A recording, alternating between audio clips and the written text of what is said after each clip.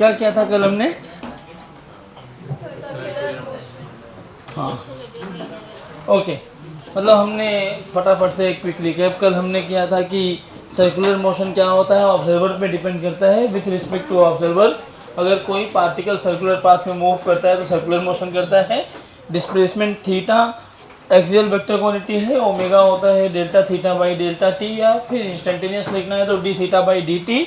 और एक complete rotation T time में पूरा करना है तो 2 pi by t, t is the period of revolution.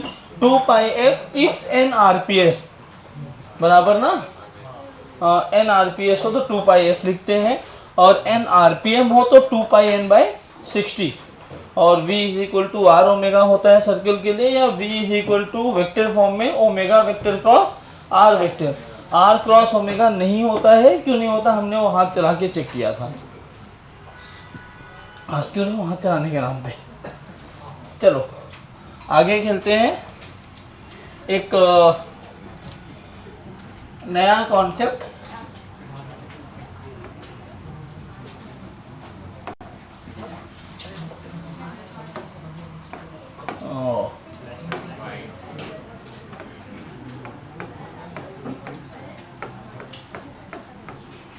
Omega for general path.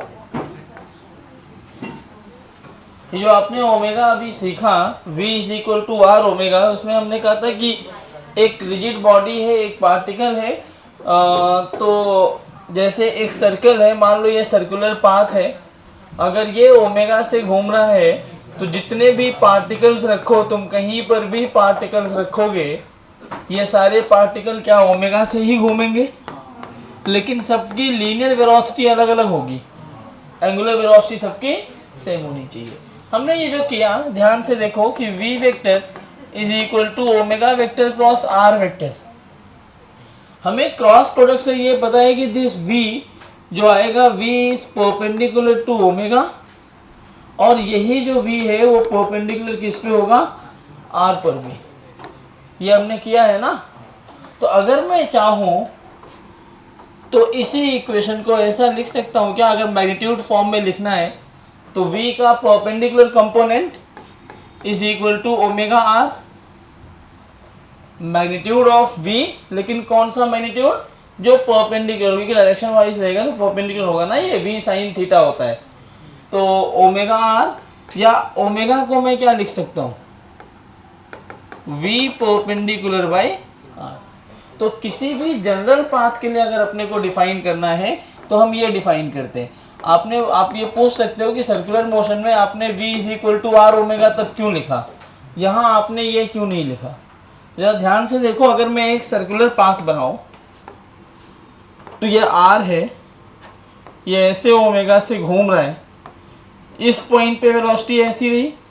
जरा ध्यान से देखो, ये v को देखो तो ये ऑलरेडी r के साथ परपेंडिकुलर कंपोनेंट है।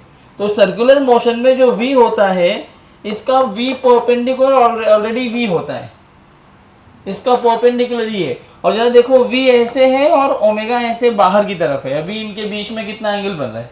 90। तो v जो है in case of circular motion, omega और r दोनों पर 90 डिग्री पहले से ही बना रहा है, इसलिए हम सर्कुलर मोशन में v is equal to are omega use करते हैं। लेकिन किसी भी जनरल पाथ के लिए हम v is equal to are omega use नहीं करते। क्या यूज करेंगे उसकी जगह पे? v perpendicular is equal to omega r।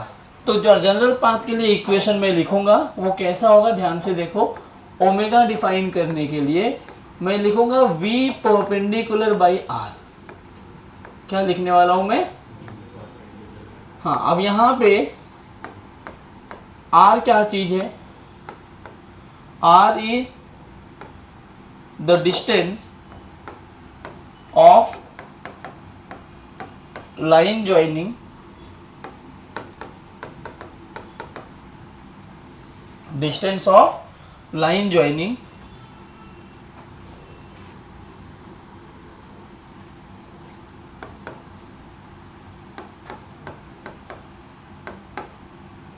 the point of application, या पॉइंट ऑफ मोशन भी बोल सकते हो,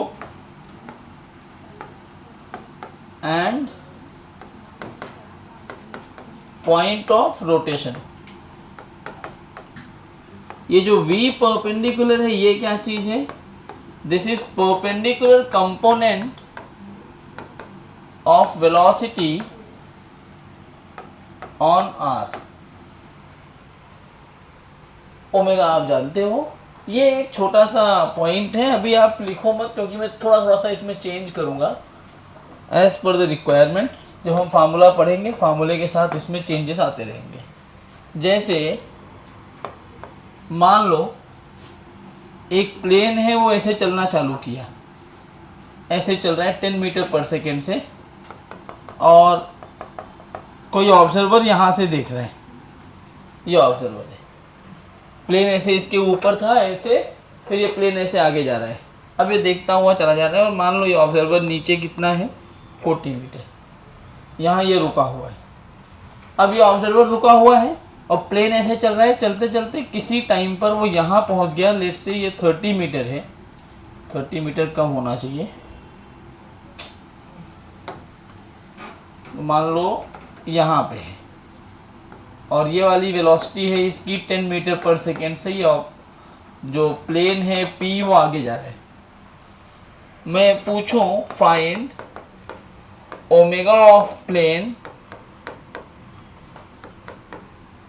या एक काम कर लो, प्लेन नहीं लिखते हम लोग क्योंकि हो सकता है कोई और ऑब्जेक्ट भी चल रहा हो।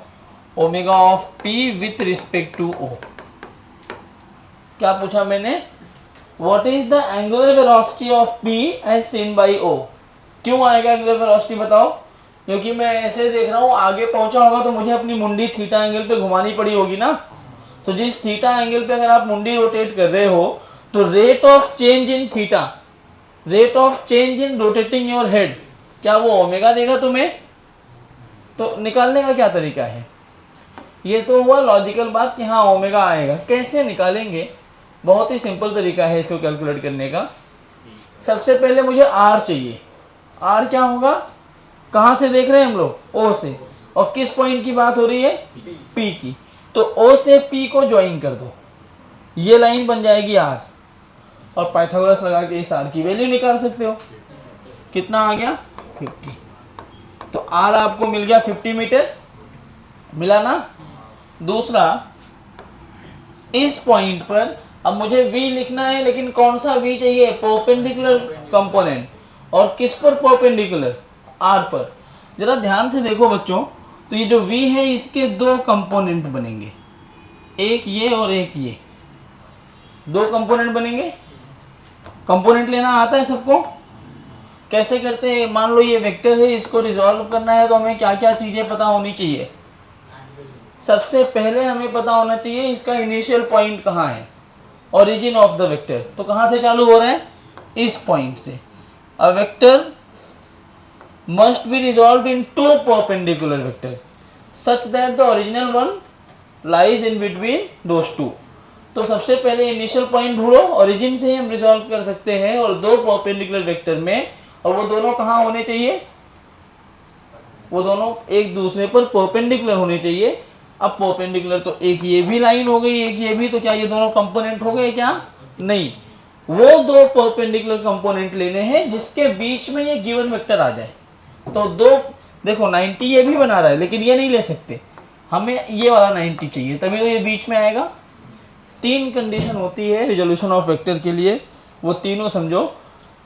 Condition number 1, vector can be resolve from the initial point of the vector. तो इनिशियल पॉइंट कहाँ है? यहाँ। दूसरा है, it must be resolve into perpendicular component such that the original lies in between them. तो ये दोनों points अभी हम हमारे साथ जब वैलिड होंगे, दोनों पॉइंट सेटिस्फाई होगा, तभी हम दोनों कंपोनेंट मानेंगे। कोई भी दो परपेंडिकुलर कंपोनेंट नहीं ले सकते।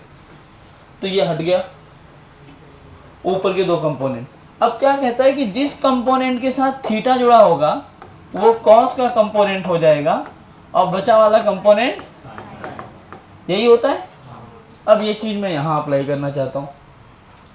तो एक बात बताओ बेटा, अगर ये 30 है, ये 40 है, ये 50 है, तो मुझे अल्टीमेटली ये थीटा भी पता है। कैसे? 30/50 करोगे तो साइन थीटा बन जाएगा। Sine theta is 3/5। कौन सा एंगल? तो ये वाला एंगल कितना आ गया? और ये पहले से कितना है? तो ये कितना हो जाएगा? अगर ये 53 हो गया तो क्या अपोजिट एंगल से ये भी 53 हो गया? अब ये v को रिजॉल्व करना था, क्या ये इनिशियल पॉइंट है? क्या इस पे दो परपेंडिकुलर कंपोनेंट बन गए? ये टोटल 90 बन गया है। अगर ये परपेंडिकुलर कंपोनेंट बन गया है तो जो थीटा वाला कंपोनेंट है वो कॉस हो जाएगा। क्या जो बचा वाला कंपोनेंट है वो साइन हो गया? क्या ये हमारा v परपेंडिकुलर बन गया? ओमेगा की वैल्यू क्या होती है? v perpendicular upon r। तो v परपेंडिकुलर का मतलब कितना? 10 साइन 53 बाई 50। अब साइन 53 कितना होता है? 4/5। तो 2 4 जा 8/50 या 4/25 इज द आंसर। समझा क्या कैसे करते हैं?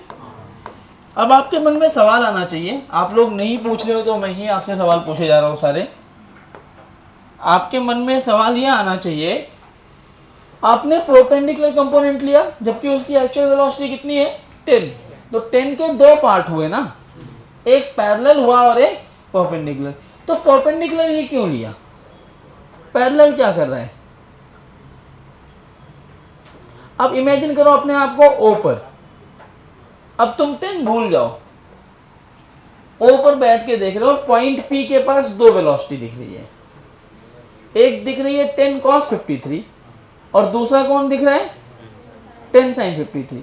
10 cos 53, सोचो मैं यहां बैठा हूं, मैं इसको देख रहा हूं तो मेरे साइड पे ही तो है ना, ये ऐसे मेरी आंखों पे दिख रहा है। तो ये 10 cos 53 इस P पॉइंट को मेरे लिए मेरे से दूर लेके जा रहा होगा स्ट्रेट लाइन में। और ये जो सर्कल वाला पॉइंट है, मैं यहां बैठ के देखूंगा तो ये तो मुझे ऐसे दिख रहा है। मुझे थीटा एंगल पे मुंडी घुमाने के लिए कौन रिस्पॉन्सिबल है? साइन 53। इसलिए मैंने परपेंडिकुलर कंपोनेंट लिया ओमेगा लिखने के लिए, क्योंकि घूमने वाला एंगल चाहिए। अगर वो पूछता find linear velocity as seen by you, तो वो कितना होता? 10 cos 53। खैर वो पूछता नहीं है, जरूरत ही नहीं है ना उसकी आपको। लेकिन अंडरस्टैंड अच्छे से करना होगा, ये कॉन्सेप्ट समझना पड़ेगा कि तुम्हारे ये लीनियर कंपोनेंट के साथ हुआ क्या। तो आप बोलोगे इसके दो कंपोनेंट है 10 के, एक कंपोनेंट मेरे से दूर ले जाने की कोशिश कर रहा है, मतलब स्ट्रेट लाइन चलाने की कोशिश कर रहा है, और परपेंडिकुलर कंपोनेंट क्या कर रहा है? सर्कल, मेरे लिए सर्कल बनाने की कोशिश कर रहा है। तो मुझे अगर ओमेगा चाहिए तो सर्कल चाहिए मेरे लिए, और मेरे लिए सर्कल कौन सा कंपोनेंट बना रहा है? 10 sin 53 वाला। तो मेरे ओमेगा में 10 sin 53 का रोल होगा, 10 cos 53 का कोई भी रोल नहीं होगा। क्या आपको समझ आ रहा है? पक्का? चलो, अगर एक तो ये सवाल हो गया। मैं इसी को अगर टफ बनाना चाहता ना, मैं क्या करता बताएं? मैं इसी सवाल को थोड़ा सा टफ कर देता हूँ। हाँ, एक और चीज़, हमने कल जो पढ़ा था उसमें ओमेगा एवरेज भी निकाला था, del theta by del T.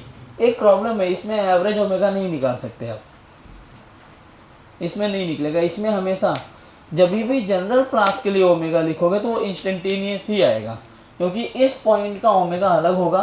सोचो अगर थोड़ा सा पहले रखते, 30 है, थोड़ा सा पहले रखते तो आर की वैल्यू चेंज हो जाएगी, ओमेगा अलग होगा। और पहले आओगे तो ओमेगा और अलग होगा। बच्चों एक बात बताओ, आर कहाँ है? डिनोमिनेटर में। अगर आर बढ़ेगा तो ओमेगा घटने वाला है कि बढ़ने वाला? ओमेगा तो घट जाएगा। अगर आर बढ़ा तो क्या ओमेगा घट जाएगा? अरे बोलो, पक्का ना? ठीक। तो जैसे जैसे आगे जा रहे हो, क्या हमारा आर बढ़ रहा है तो क्या ओमेगा की वैल्यू कम हो रही है? तो क्या ओमेगा हर जगह बराबर है कि अलग अलग है? अगर एवरेज लेते तो बराबर होना चाहिए हर जगह पे। एवरेज का मतलब यही है, यहाँ हर जगह बराबर नहीं है, इसीलिए हम कभी भी एवरेज ओमेगा डिफाइन नहीं कर सकते जनरल पाथ के लिए। हम क्या डिफाइन करेंगे? इंस्टेंटेनियस। क्या डिफाइन करने वाले हैं? इंस्टेंटेनियस। ऐसा सवाल पूछ सकते हैं आपसे। एक इनफैक्ट जेई एडवांस में एक बार सवाल आया था, और मल्टीपल सिलेक्शन वाले क्वेश्चन थे। उसका एक ऑप्शन ये था, मतलब डायरेक्ट तो ऐसे सवाल नहीं पूछेंगे कि इसका ओमेगा निकाल दो। उसका ऑप्शन में ऐसा था कि एक ऑब्जेक्ट पहले थीटा 1 चलता है, फिर थीटा 2 चलता है, 1 से 2 का रेट निकालना था आपको। तो उसमें तुम्हें ऑप्शन दिया था कि ओमेगा बड़ा होगा, ओमेगा थीटा 1 के लिए बड़ा होगा, थीटा 2 के लिए। तो आपको ये कॉन्सेप्ट समझ में आएगा तो आप समझ जाओगे कि अगर आर छोटा हुआ तो ओमेगा की वैल्यू बड़ी होनी चाहिए। याद रहेगा सबको? तो जैसे जैसे आगे जाओगे ना, वैसे वैसे रेट ऑफ चेंज भी कम होगा। जैसे अगर आपके ठीक ऊपर एरोप्लेन है, आगे जा रहा है, तो आपको देखने के लिए पहले तेज़ी से मुंडी घुमानी पड़ेगी, लेकिन जब आपके आगे निकल जाएगा तो आप आराम आराम से ऐसे आँख नीचे करोगे, उसी रेट पे नहीं करोगे जैसा आपके ऊपर से चेंज होके आया था तुरंत। तो जितना पास में होगा तुम्हारे ऑब्जेक्ट, जितना ठीक तुम्हारे ऊपर होगा, उतना ज़्यादा ओमेगा घूमना पड़ेगा, और जैसे जैसे तुमसे दूर जा रहा होगा उतना आपका थीटा कम हो जाएगा, मतलब rate of rotating your head की वैल्यू भी कम हो जाएगी, तो ओमेगा की वैल्यू आगे जाके घटती रहती है। याद रहेगा। अब इस सवाल को टफ करना होता तो मैं कैसे करता, ध्यान से देखो। अगर थोड़ा सा रफ डेटा मिल जाए तो परेशान मत होना। यहाँ पे ओ है, एक कोई कार थी, वो यहाँ थी, हवा में उड़ रही है कार, या ऐसा मान लो कि मैं नीचे हूँ, लेवल है, ऐसा मल्टी लेवल रोड है, मैं नीचे वाले रोड पे हूँ और मैं देख पा रहा हूँ, ओपन है पूरा, और ऊपर एक कार चल रही है। ये कार रेस्ट से स्टार्ट होती है, इसका एक्सेलरेशन दे देते हैं हम 2 मीटर पर second square.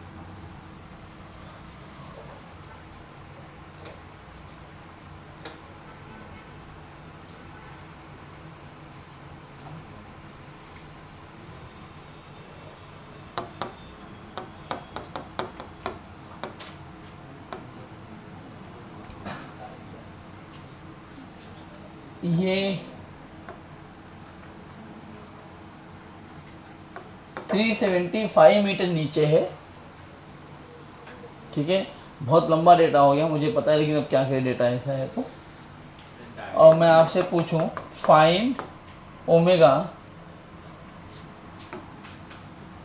Of c with respect to o at 6 second. तो 6 सेकेंड पे क्या होगा ओमेगा, आपको सबसे पहले क्या चाहिए होगा, टफ करना है। देखो मल्टी कॉन्सेप्ट यूज कर लिया, आपको ओमेगा के लिए क्या पता है, हर पॉइंट पे बदल रहा होगा, तो 6 सेकेंड पे अलग होगा। 6 सेकेंड पे आपको क्या चाहिए, ओमेगा की क्या वैल्यू होती है, ओमेगा होता है v परपेंडिकुलर बाई आर। तो 6 सेकेंड पे आपको क्या चाहिए होगा, v चाहिए तो परपेंडिकुलर अपने आप मिल जाएगा। 6 सेकेंड पे आपको चाहिए होगा v, तो 6 सेकेंड पे यार v लिखते हैं।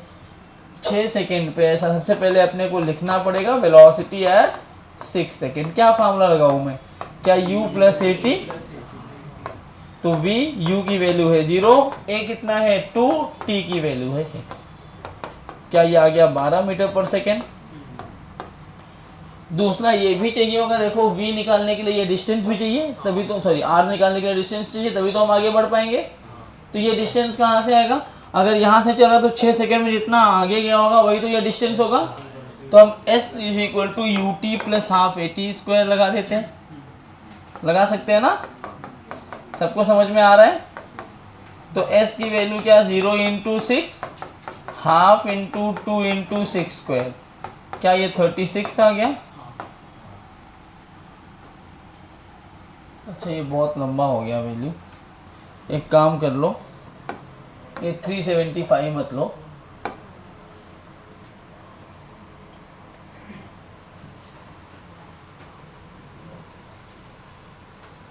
थर्टी 36 आया ना, चलो कोई नहीं, डेटा रफ आएगा और क्या होगा, 20 ले लो, तो 36 मीटर।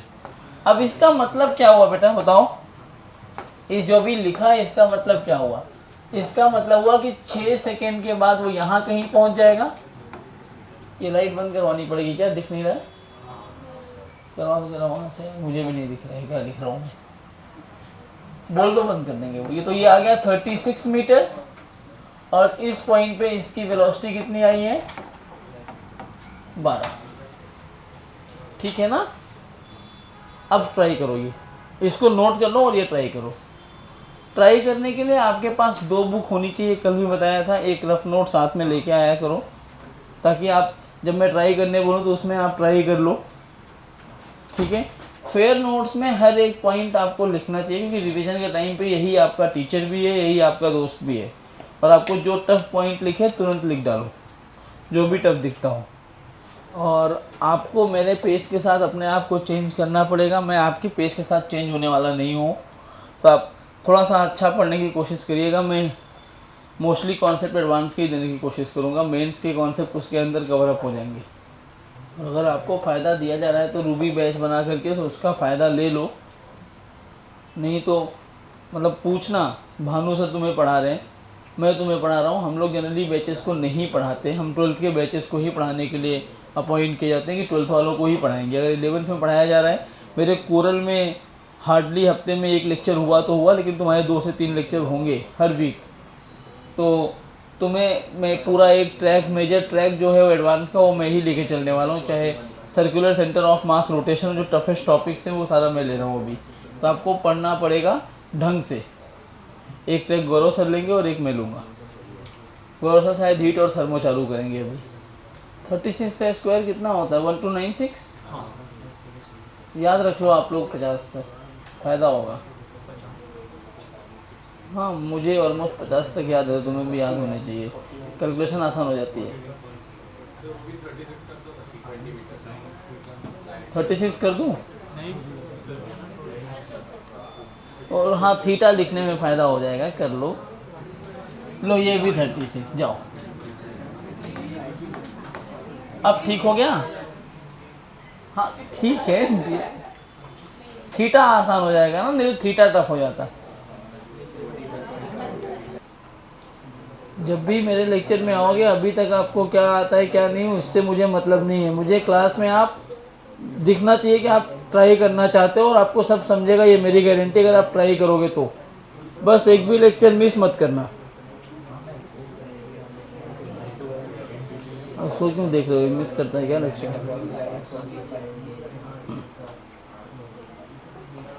क्योंकि जिस दिन तुम नहीं आते ना, उस दिन ऐसा लगता है कि बहुत पढ़ा दिया। वो एक ही दिन होता है कि पता नहीं क्यों ऐसा, कोई एब्सेंट रहा तो उसकी जगह पे बहुत हो जाता है। और वही मेन लेक्चर रहा तो आ गया क्या 1/6? सबको 1/6 ही आ रहा है? चेक कर लो एक बार, आ गया? चलो देखो, सबसे पहले ये वाला डिस्टेंस कितना हो जाएगा? ये 36√2। ये हमारा r मिल गया अपने को। ये थीटा कितना हो जाएगा? हाँ, कैसे लिखेंगे देखो, कहीं से भी लिख सकते हो। इस ट्राइंगल में tan थीटा अगर लिखूँ मैं, तो tan थीटा आएगा 36/36, अपोजिट अपॉन एडजेसेंट। क्या tan थीटा की वैल्यू 1? तो थीटा कितना हो गया? अरे बोलो। तो अगर ये 45 आ गया, ये 90 है, तो ये भी 45 हो गया। अब इसके 2 कंपोनेंट बनेंगे, एक ये और एक ये। तो ये हो गया, ये भी 45 अपोजिट एंगल से बन गया, 12 कॉस और ये 12। तो हमारे लिए जो ओमेगा का काम कर रहा है वो कौन सा कंपोनेंट है? 12 sin 45। तो ओमेगा की वैल्यू आ जाएगी 12 sin 45 अपॉन 36√2। ये हो गया 3। तो omega is 1/3√2 multiplied by √2 sin 45 की वैल्यू। तो ओमेगा हो गया 1/6 रेडियन पर। अब लोग ना इसको टफ बोलते, बताओ क्या टफ था इसमें? क्या यूज कर लिया उसने, क्या इस्तेमाल किया? मैं प्रोजेक्टाइल इस्तेमाल कर सकता हूँ इसमें। कैसे? आओ दिखाता हूँ। कुछ भी, मेरी मर्जी, मैं कुछ भी करूँ। आपको मतलब क्वेश्चन कुछ भी करे, आपको खाली समझ में आना चाहिए सॉल्व क्या करना है इसमें। चलें आगे। और अभी मैंने किसी से सुना था, ये थी शायद, साइन मत याद रखो कि वो साइन थीटा ही होगा, वो कॉस थीटा भी हो सकता है, डिपेंडिंग अपॉन द एंगल। जो एंगल दिया है उसके हिसाब से।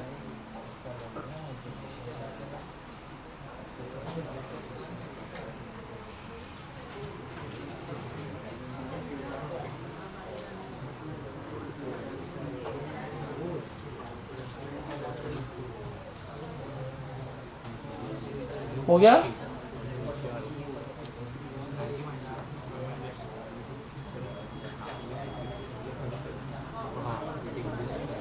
हाँ, तो cos 37 भी ले सकते हो। वही तभी तो मैं कह रहा हूँ, साइन और कॉस मत देखो, कौन सा एंगल दिया है उस पर।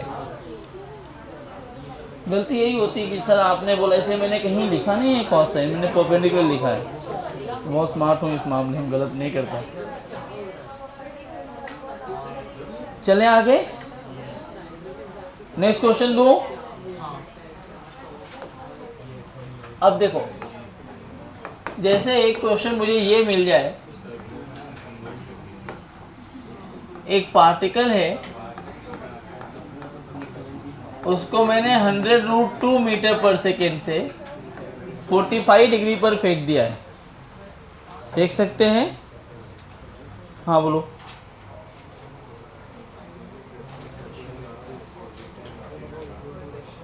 क्या? मैं लेक्चर में हूँ, जल्दी बोलो, रिकॉर्डिंग चल रही है।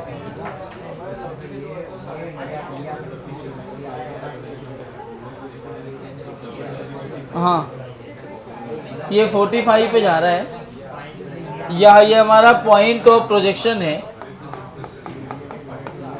Find omega of particle as seen by O when it is at maximum height। लो, इसने क्या किया है, प्रोजेक्टाइल को इन्वॉल्व किया है ओमेगा में। ऐसे ही होते हैं मल्टी कॉन्सेप्ट क्वेश्चन जो एडवांस के आएंगे, कई सारे कॉन्सेप्ट को एक साथ मिला देगा वो। फिजिक्स को इंटरेस्टिंग बनाओ, आओ मिल के करते हैं। हाँ ठीक है, कर लो, तो मैं बेसिक करता रहूँगा। एक बात बताओ, इस 100√2 का मतलब क्या है? क्या इसके पास दो कंपोनेंट हैं? ये हो जाएगा 100√2 cos 45 मतलब 100, और ये कंपोनेंट भी हो जाएगा 100√2 sin 45 मतलब ये भी 100 आ जाएगा, और ये ऐसे जाएगा यहाँ पे। टॉप मोस्ट हाइट का मतलब जब वो यहाँ पहुँच जाए, हम सब जानते हैं कि जब वो मैक्सिमम हाइट पर कोई भी पार्टिकल होता है तो उस टाइम पर उसके पास ये एक अकेले हॉरिजॉन्टल कंपोनेंट ही रहती है वेलोसिटी की, वर्टिकल कंपोनेंट गायब हो जाती है। अब हमने क्या पढ़ा है, ओमेगा क्या होता है? ओमेगा होता है, क्या क्या चीज़ें अपने को चाहिए मैं यहाँ लिख देता हूँ, v परपेंडिकुलर बाय, यही तो चाहिए होता है ना, v परपेंडिकुलर बाय r। एक बात बताओ बच्चों, r क्या है? Line joining initial and final point. तो फाइनल पॉइंट तो ये रहा अपने पास P और ये O, क्या इनको ज्वाइन करने वाली लाइन ये है? तो ये डिस्टेंस अपने को चाहिए, यही R बनेगा। ये डिस्टेंस कैसे निकालूं? क्या ये मैक्स हाइट है? मतलब ये हो गया u² sin² θ/2g, और ये क्या है? Half of the range r/2। तो मैं h निकाल सकता हूँ, u² मतलब 100√2 का स्क्वायर, ठीक है, sin² 45 डिग्री बाई 2 इंटू जी। तो h कितना आया अपने पास? देखो ये 2 और ये 2 कैंसिल हो जाएगा, 100/20, 100² 20, 100 इंटू 100/20, तो 500।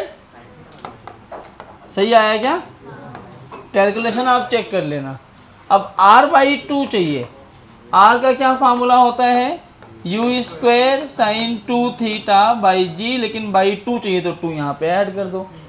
sin 2θ मतलब sin 90 जो 1 हो गया, and this is 100 into 100 multiplied by 2/20।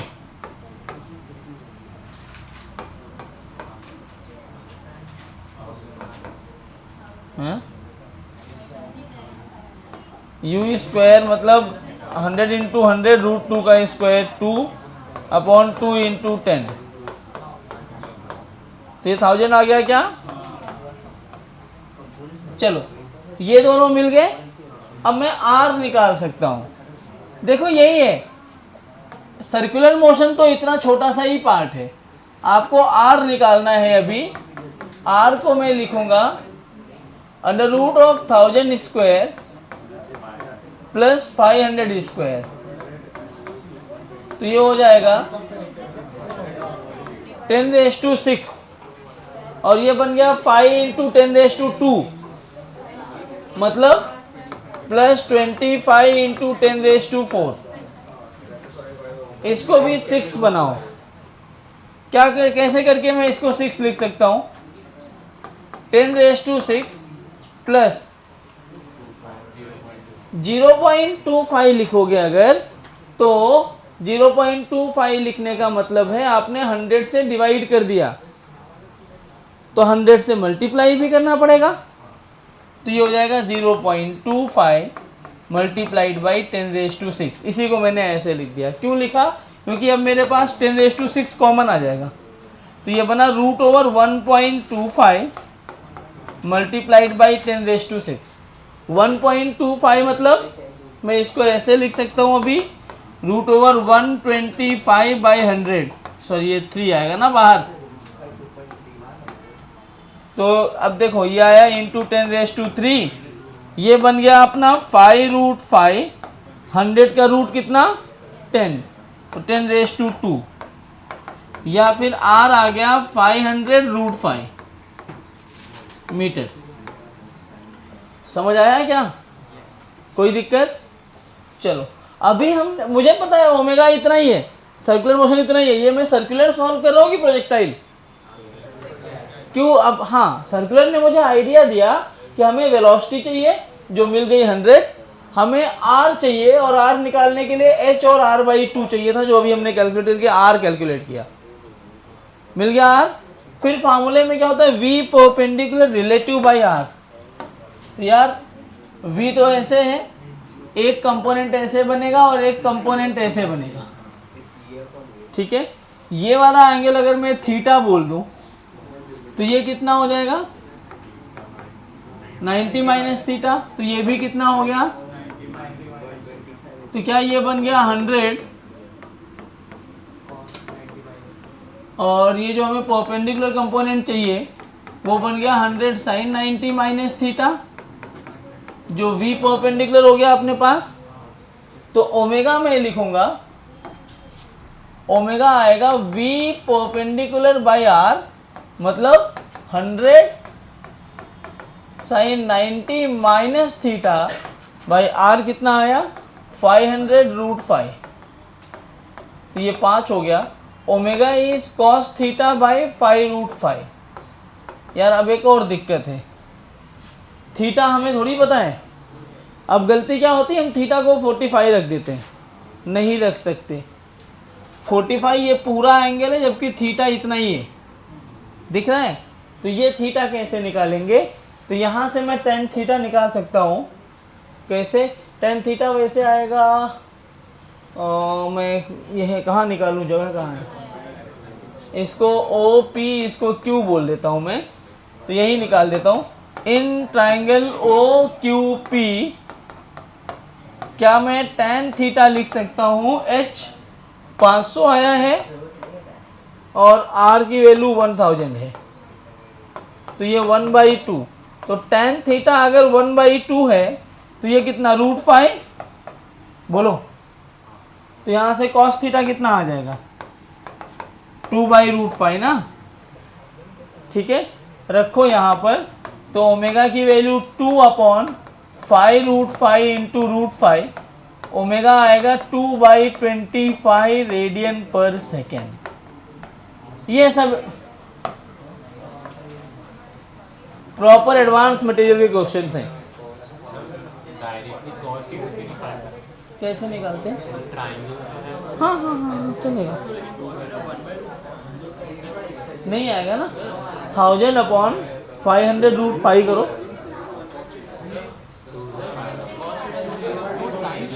Direct निकाल। क्या?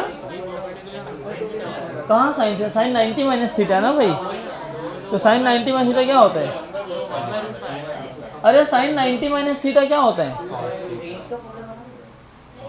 त्रिगो पढ़ा है ना। Sine 90 minus theta cos theta होता है। क्या हुआ, मुझसे पूछो क्या? कहाँ? r/2 होगा, इंटू 2 कहाँ किया? कहाँ? अरे बेटा 100√2 का स्क्वायर है ना ये, 100√2 इंटू 100√2, तो √2 इंटू √2। नहीं नहीं, वो cos 90 minus थीटा होगा ना? कौन सा? नहीं, कंपोनेंट ये 90 माइनस थीटा, सर उसके बाजू में वो थीटा हो जाएगा। एक मिनट, ये 90 माइनस थीटा, तो ये थीटा हो गया। वो 90 माइनस थीटा होगा। अच्छा, ये 90 माइनस थीटा हुआ क्या? हाँ, वो cos ओके सॉरी, हाँ उल्टा लिख दिया मैंने। तो ये वाला एंगल, अरे यार एक तो ये स्ट्रोक एलिजर है,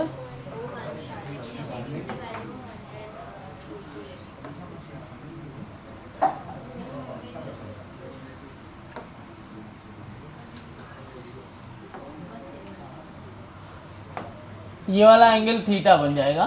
तो ये 100 cos थीटा और ये 100 sin थीटा जो V परपेंडिकुलर आने वाला है, दिस इज 100 sin थीटा, ऐसे। तो 100 sin थीटा आएगा यहाँ पे, sin 90 माइनस थीटा नहीं आएगा।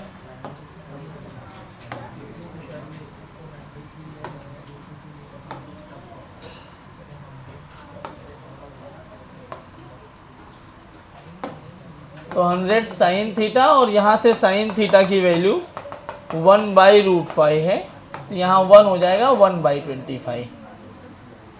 ठीक है अभी? हाँ, कैलकुलेशन एरर है, अच्छी बात है आप पकड़ पाए।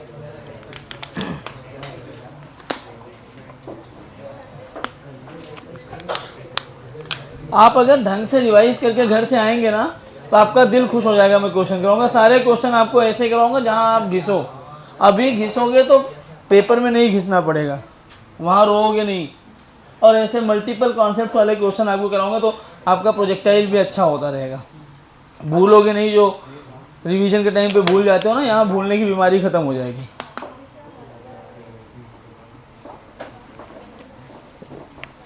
कुछ डाउट है किसी को? अब थोड़ा वैरायटी चेंज करूं, मतलब मैं इसमें प्रोजेक्टाइल लगा दिया, मैंने स्ट्रेट लाइन लगा दिया, मेरी मर्जी। मैं इसको सर्कुलर में भी लगा सकता हूं, मतलब एनएलएम के साथ। कैसे? सोचो, एक ट्रायंगुलर इंक्लाइन प्लेन पे मैं बैठ जाऊं, उससे एक पुली लगा दूं, और इस साइड एक ब्लॉक लगा दूं, एक और पुली लगा दूं, ये ब्लॉक ऊपर नहीं चलेगा, मैं यहाँ बैठ के देखूं ये लाइन पे।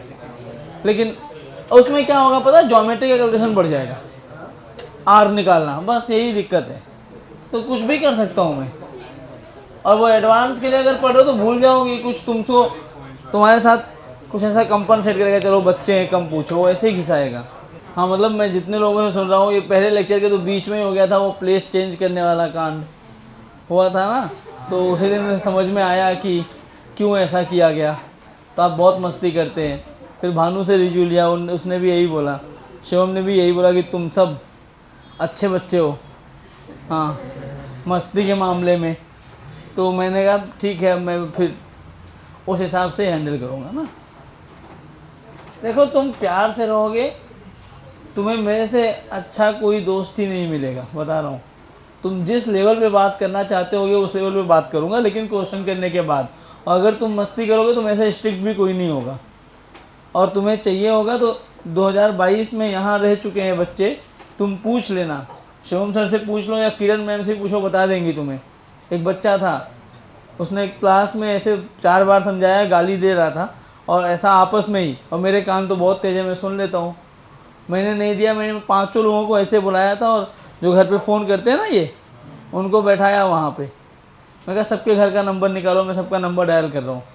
बता दिया यही लड़का है। उसको 10 दिन के सस्पेंड किया था मैंने। और फिर घर जाके तुम कुछ भी बताते हो कि सर को ये है, मैं टारगेट करते हैं मुझे। कल कहता ना शिवम सर मुझे टारगेट करते हैं, वैसे ही टारगेट करते हैं। वो घर पे बोल दिया, उसकी मम्मी ने फ़ोन कर दिया किरण मैम को कि सर जो है टारगेट करते हैं, वो उनकी क्लास में नहीं बैठेगा, बाकी क्लास में आएगा। और अगर मैंने निकाल दिया ना, तो मैं कोई अंदर नहीं लेगा, चाहे वो आतिश सर भी क्यों ना हो, नहीं लेंगे अंदर बिना पूछे। तो मुझे बुलाया, मैं 7:30 लेक्चर था, बुलाया उनको। और जो गाली वो दिया था ना, पेरेंट्स ऐसे अंदर आ रहे थे, मैं वही गाली दे के उनको बोला आइए, वैसे देख रहे हैं मेरा मुँह, हाँ ऐसे मेरा मुँह देख रहे हैं। मैंने कहा क्यों? मुझे तो प्रॉब्लम है ना आपके बच्चे से। तो ये ग्रीटिंग चल रही होगी आपके यहाँ, यही ग्रीट किया था वो क्लास में, तो मुझे लगा सॉरी मैं सीख रहा हूँ कुछ नया, बैठिए। ऐसा हो गया था मुँह। उसके बाद बोल के गए थे कि सर आपके हवाले कर रहा हूँ, आपको जो करना है करिए, बस पढ़ा दीजिए। हाँ तो फिर कोई दिक्कत नहीं थी, उसको आगे बैठाता था मैं, और रोज़ आते ही 4 सवाल पूछता था। 2-4 दिन 4 सवाल पूछा और पीट दिया उसको, पूरी क्लास चुप। अब उसका फ़ायदा हुआ भाई, वो सुधर गया, अभी बिट्स पिलानी में है, CS में। ठीक है, पढ़ने में अच्छा था, थोड़ी मस्ती थी, और वही मस्ती अगर बढ़ जाती ना तो ये 2 साल बिगड़ने वाले ज़्यादा है, बनने वाले कम है। वो बिट्स पिलानी छोड़ो, कहीं ठाकुर कॉलेज में पढ़ रहा होता तो बिट्स और ठाकुर का लेवल ही कंपेयर नहीं कर सकते तुम। तो ये होता है, और तुम्हारे साथ नहीं हो रहा है, सबके साथ होता है। जो तुम कर रहे हो ना, हमें क्यों पता चला कि तुम क्या करने वाले हो। मैं बहुत अच्छा वाला स्टूडेंट नहीं था अपनी क्लास में, ठीक है। जहाँ तुम लोग बैठ रहे हो ना, मैं भी पीछे ही बैठ के आया हूँ, तो वहाँ क्या होता है मुझे सब पता है, क्योंकि मैं वहीं बैठता था। 9वीं 10वीं 11वीं 12वीं और कॉलेज में 4 साल में पीछे ही बैठा हूँ, मुझे पता है वहाँ हम कैसी बातें करते हैं। तो इसलिए जो आवाज़ आती है, देखो मैं पीछे वालों की आवाज़ बहुत तेज़ सुन लेता हूँ, आगे वालों की नहीं सुन पाता। आगे कभी बैठा ही नहीं मैं, तो क्या बोलते हैं पता ही नहीं होता। तो वो हमारे साथ हो चुका है, ठीक है। हाँ, मैं अभी भी हमारे जो टीचर्स हैं, मैथ्स और फिजिक्स वाले टीचर को छोड़ के बाकी सोचते हैं पढ़ा कैसे रहा होगा। मैं बहुत बदमाशी था, बहुत मस्ती करता था। मैं पूरे 4 साल कॉलेज में ढंग से 4 महीने भी इंजीनियरिंग में कॉलेज अटेंड नहीं किया है। हाँ, 2009 से मैं पढ़ा रहा हूँ। जब मैं अपने कॉलेज के सेकेंड ईयर में था तो मैंने पढ़ाना चालू कर दिया था, और मुझे 500 रुपये 1 घंटे के मिलते थे उस टाइम पे, और उसी चक्कर में पढ़ाया पैसे के लिए। बाद में इंटरेस्ट बन गया। सोचो मैं 50,000 रुपये के आसपास अपने कॉलेज डेज में पर मंथ कमा रहा था। मैं अंबानी था कॉलेज का, क्योंकि कॉलेज में खर्चा क्या है, 2,000 रुपये मेस की फ़ीस देनी, बाकी कोई खर्चा नहीं है। और मैं गाड़ी उड़ी रख लिया था कॉलेज में ही, वो कॉलेज के अंदर नहीं, फिर पैसा खिला के अंदर ले गया, मस्त घूम रहा हूँ गाड़ी पे। ऐसा तो पढ़ा नहीं, खाली घूमा 4 साल, और कैसे पास हुआ मुझे भी नहीं पता है। बस हो जाता सब, यही है, 2 साल पढ़ लो। इंजीनियरिंग कॉलेज में आप बिना पढ़े भी पास हो जाओगे। मैं ये नहीं कह रहा हूँ कि पढ़ना नहीं पड़ेगा। अगर तुम पढ़ना चाहते हो, तुम्हें मास्टर्स करना है, तुम्हें PhD करनी है, तुम्हें 2 करोड़ का पैकेज चाहिए, तब तो तुम्हें पढ़ना पड़ेगा। अगर तुम्हें ये कि बस एक नौकरी चाहिए और शादी अच्छी हो जाए IIT NIT के टैग पे, तो फिर तुम्हें पढ़ना नहीं पड़ेगा। फिर तुम 4 साल में, वो जब मेरा तो ऐसा था, मेरे को 4th सेमेस्टर में और 5th सेमेस्टर में ऐसा था, मुझे पता ही नहीं था मेरे सब्जेक्ट्स कौन कौन से हैं। जिस दिन टाइम टेबल आया कि सेमेस्टर एग्ज़ाम आने वाला है ना, अब मैं ढूंढ रहा हूँ कि भाई सब्जेक्ट कौन कौन सा है, और कितने तो मैं पहली बार नाम सुन रहा हूँ उनके कि ये भी होता है क्या। फिर मैं उनके नोट्स ढूंढ रहा हूँ, किधर से उधर से, किसी से मांग रहा हूँ भाई तूने लिखा है क्या, दे दे, तूने लिखा है क्या। कुछ होते हैं जो लगातार स्टडी करते हैं ना, लगातार रोज़ क्लास जाएंगे, good morning sir, good afternoon sir, एकदम फ्रंट टू फ्रंट एकदम बैठते हैं, फेस टू फेस बात करते हैं। उनसे नोट्स लिया, नहीं लिया तो चुरा लिया, जेरोक्स करा के वापस कर दिया, वही पढ़ा, और वही पढ़ के मेरे 76% आए बीटेक में। कम परसेंटेज नहीं है, 76 से कोई भी कंपनी 7 CGPA मांगती, मेरा 7.6 था, तो बड़ा अच्छा परसेंटेज बन गया। नौकरी भी मिल गई थी, 1 साल वो भी एक्सपीरियंस कर लिया। तो मतलब मेरे कहने का ये मतलब ये है ना कि खूब मस्ती करो। मैं बिल्कुल भी शांत नहीं हूँ। अभी हमारे ग्रुप में जाओगे ना, शायद जितना तुम बोलते हो ना, मेरा 1/10 भी नहीं बोलते होगे, हमारा ग्रुप अगर होता है तो। लेकिन हम जब अपने से बड़े लोगों के पास जाते हैं अभी भी, तो हमें वो मेंटेन करना पड़ता है डेकोरम। मैं क्लास में आता हूँ तो जितना तुम लोग यूज़ करते होगे फाउल लैंग्वेज, ज़्यादा हम लोग यूज़ कर लेते हैं, क्योंकि तुम तो हो हमारे सामने बच्चे ही ना। दुनिया में ज़्यादा देखी, तुमसे डबल उम्र है मेरी, तुमसे ज़्यादा दुनिया तो मैंने देखी है, तो हमें ज़्यादा पता है। लेकिन हम क्लास में नहीं बोलते ना, आपस में हम भी बोलते हैं। आपस में तुम भी क्लास के बाहर कुछ भी बोलो, मैं तुम्हें बोलने भी नहीं आऊँगा क्या कर रहे हो। बस क्लास के अंदर मत बोलना कुछ, नहीं तो फिर लफड़ा हो जाएगा बड़ा वाला। और मैं PTM इसी एक बात पे नहीं करता कि आप गाली दिए, कल 2 बार 3 बार वार्निंग होगी, चौथी बार आपको यहीं बैठा लिया जाएगा। हाँ, और पेरेंट्स आएंगे, PTM हो जाएगा मस्त वाला, अच्छा वाला PTM। और उस PTM में कंसर्न लेटर मिल जाता है मुझे कि आपका बच्चा है, आप जो चाहिए वो करिए। फिर मैं अपने हिसाब से करता हूँ, उसको लाइन पर लाता हूँ। हाँ, फिर आगे बैठा के, और अभी मैं क्लास में चालू करने वाला हूँ, सबको बता रहा हूँ, किसी दिन भी रैंडमली कुछ बहुत बड़ा नहीं पूछने वाला हूँ तुमसे कि बहुत ऐसा पूछ लूँगा। जो आज जैसे मैं क्लास में पढ़ाया आज क्लास ख़त्म होगी, क्लास ख़त्म होने के बाद, ख़त्म होने के 15 मिनट पहले ही मैं रैंडम किसी को भी पिक करूँगा, वाइवा लूँगा, जो आज पढ़ाया है उसी में से सवाल पूछूंगा। किसी भी दिन तो एक्टिव रहना। अगर आप बता लिए, आप घर जाइए, आप नहीं बता पाए तो आज के नोट्स में जितने फार्मूले जो पूछा आपको नहीं आया 100 बार लिखिए, फिर घर जाइए। इसलिए क्लास में एक्टिव रहना, ये मेरा रूल है। आप ऐसा नहीं होगा कि रोज़ मैं पूछ रहा हूँ, अच्छा आज पूछूंगा, या रोज़ आपको बोलूँगा कि आज पूछने वाला हूँ। मैं किसी भी दिन, जिस दिन मुझे लगा कि आज मज़ा आएगा पूछ के, हाँ उस दिन मैं ऐसे रैंडम किसी को भी पकड़ूंगा कि खड़े हो जाओ, आज क्या क्या पढ़ाया, जो आज पढ़ाऊँगा उसी में से 4-5 सवाल पूछ लूँगा। आपको एटलीस्ट 5 में से 3 तो बताने पड़ेंगे। 3 बता लिया, आप घर जाइए 3 नहीं बता पाए, तब आप बैठिए, उसको तैयार करिए। मैं भी बैठूंगा, ऐसा नहीं कि मैं भाग जाऊंगा, मैं भी बैठूंगा, हम दोनों वाइवा देंगे। तो मुझे वाइवा दो, मैं सवाल पूछता जाऊंगा। जब बता लोगे तब आप बस्ता उठाइए, घर जाइए। नहीं बता पाए तो शाम 6 बजे तक बैठना, 6 बजे तक बैठो, ऑफिस तो 8 बजे तक रहता है ना, बैठो, यहाँ स्टाफ तो रहेगा ही। हाँ खाना पानी मैं दूंगा, वड़ा पाव तक मेरी औकात है, उतना मैं खिला दूंगा। हाँ गरीब हूँ मैं। ये हो गया लिख के। चलो तो नए टाइप के सवाल की बात करते हैं। अभी कौन चल रहा था? एक बंदा चल रहा था, अरे खाली पार्टिकल चल रहा है, कार चल रहा है, प्लेन चल रहा है। अगर दोनों चल रहे हो तो अब V परपेंडिकुलर बाय R तो नहीं लगा पाएंगे, इसलिए मैंने कहा था कि वो वाला पॉइंट में मैं मॉडिफाई करूँगा, कुछ उसमें अपडेट करना है। क्या करना है देखो, मान लो एक कार है, वो ऐसे चल रही है, कितनी स्पीड दे दूँ, लो बहुत कम रखता हूँ, 37 डिग्री पर 10 मीटर पर सेकेंड से। दूसरी कार है वो ऐसे चल रही है 20 मीटर पर सेकेंड से 37 डिग्री पर। इनके बीच का सेपरेशन है 50 मीटर। ये कार है A, ये कार है B। अब आपको डायरेक्शन भी बताना पड़ेगा इसमें।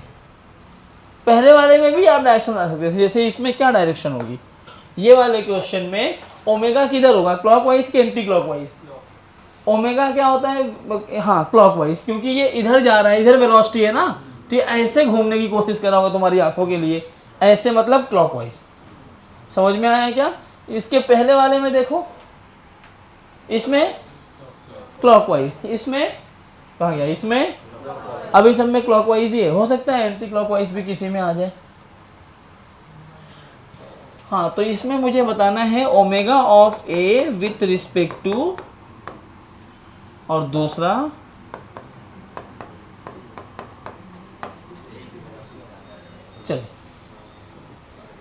चलिए बताइए। अब थोड़ा दिमाग लगाना पड़ेगा। विथ रिस्पेक्ट टू B का मतलब क्या है, B पर बैठ के देख रहे हो। विथ रिस्पेक्ट टू A का मतलब क्या है, A पर बैठ के देख रहे हो।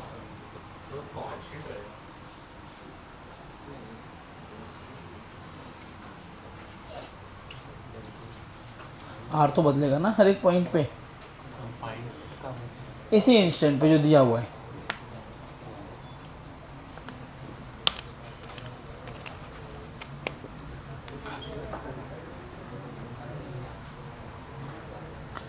एक मैं करा के तब कराऊं, एक मैं करा दूं ऐसे सवाल। चलो ये ट्राई कर लो एक बार, आपको आ रहा है तो। नहीं इसी इंस्टेंट पे जो दिया है गिवन पे, क्योंकि हर एक इंस्टेंट पे अलग अलग R होगा, तो इसी पे ढूंढ दो। क्लॉकवाइज आता वो लगेगा, एंटी क्लॉकवाइज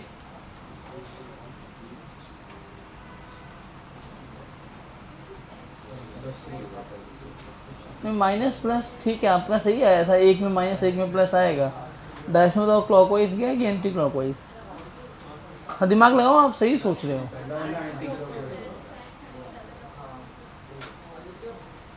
हाँ वेरी गुड,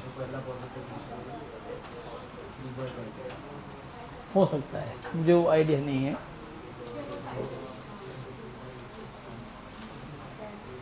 देखो अब ये सवाल करने के लिए ना, ये जो हमने अभी ये फार्मूला लिखा था, इसमें थोड़ा सा हमें ये फार्मूला जो याद करना है उसको हम अलग तरीके से याद करेंगे। इसको हम लिखेंगे v परपेंडिकुलर रिलेटिव, फार्मूले में ही चेंज कर लो तो आपको हमेशा फ़ायदा हो जाएगा। इसलिए मैंने कहा था ये फार्मूला हम आगे भी इसमें कुछ अपडेट करने वाले, ये अपडेट था उसमें। v perpendicular relative by r। अभी जो सवाल किया उसमें जो ऑब्जर्वर था ये वाला पॉइंट रुका हुआ था, इसलिए रिलेटिव लिखने की ज़रूरत नहीं बची पड़ी। अब दोनों मूव कर रहे हैं तो आपको रिलेटिव लिखना पड़ेगा। तो a with respect to b पूछ रहा है ना, इसमें r कितना है? चुप बैठो बच्चों, r कितना है इसमें? यही है 50। अब r पर परपेंडिकुलर कंपोनेंट चाहिए तो इसका परपेंडिकुलर कंपोनेंट कितना हो जाएगा? 10 sin 37। यहाँ परपेंडिकुलर कंपोनेंट क्या हो जाएगा?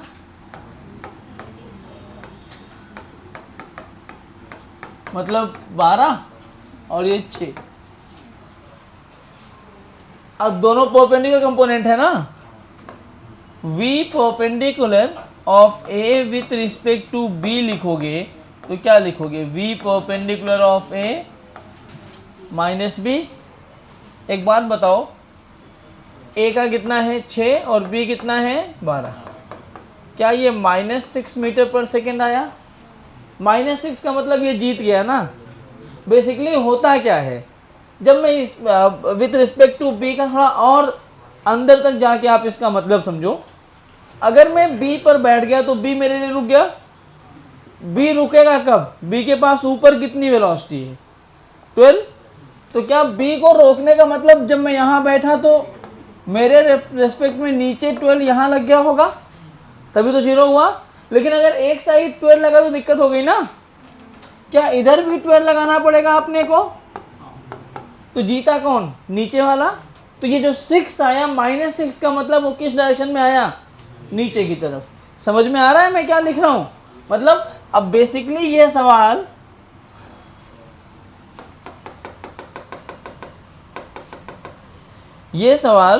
इसको ना मैं चेंज करके ऐसे लिख रहा हूं, a with respect to b बनाओगे तो ये सवाल अब ऐसा बोल सकते हो कि ये b है और ये a है। कौन है ये? a। तो v perpendicular of a with respect to b इधर आ गया 6। समझ में आया क्या? ये जो लिखा ये माइनस में है ना, ऊपर की डायरेक्शन प्लस और नीचे की माइनस। तो velocity perpendicular of a with respect to b कितना आया? अरे बोलो, -6। माइनस का मतलब नीचे। तो मैंने इस पूरे को चेंज कर दिया कि अगर b यहाँ रुका हुआ होगा, इस पॉइंट को मैंने क्या लिया पता है? This is virtually at rest. तो अगर मैंने इसको वर्चुअली रेस्ट में मान लिया तो इसके रेस्पेक्ट में ये 6 से नीचे जाता हुआ दिख रहा है। अब सोचो अगर मैं यहाँ बैठ के देखूँ और ये ऐसे नीचे जा रहा है तो मुझे कैसा मुंडी कैसे घुमानी पड़ेगी? ऐसे ऐसे दिख रहा है, ऐसे मुंडी घुमा रहा हूँ मतलब एंटी क्लॉकवाइज। अब ओमेगा अगर लिखना होगा तो v परपेंडिकुलर रिलेटिव बाई ये डिस्टेंस कितना आया ये, और ये डायरेक्शन। ये डायरेक्शन का मतलब ऐसे हाथ घुमाओगे तो आउट ऑफ द प्लेन। क्या आप फील कर पा रहे हैं क्या मैं बोल रहा हूँ? किसी को कोई दिक्कत है तो पूछो, पक्का नहीं है ना? ये पहला सवाल था। अब दूसरे सवाल के लिए मैं क्या करूं? अगर बच्चों मैं दूसरा सवाल देखूंगा तो v perpendicular of b with respect to a। एक मिनट, ये क्लॉकवाइज होना चाहिए, ये क्लॉकवाइज होना चाहिए। ये माइनस में 6 है ना, तो ये क्लॉकवाइज आएगा। बच्चों देखो, आप यहाँ बैठे हो ऐसे, तो ये ऐसा जाता हुआ दिखेगा ना। तो ये अच्छा, ये एंटी क्लॉकवाइज, एंटी ही होता है। हाँ अच्छा, माइनस तो यहाँ लगा दिया ना मैंने, सही था सॉरी। ये ऐसे ही घूमता दिखेगा। v of b with respect to a करोगे तो क्या होगा? v perpendicular of b minus v perpendicular of a तो ये आएगा 12 माइनस 6, तो ये कितना आया 6 का मतलब अगर ए को वर्चुअली रेस्ट में रखा गया है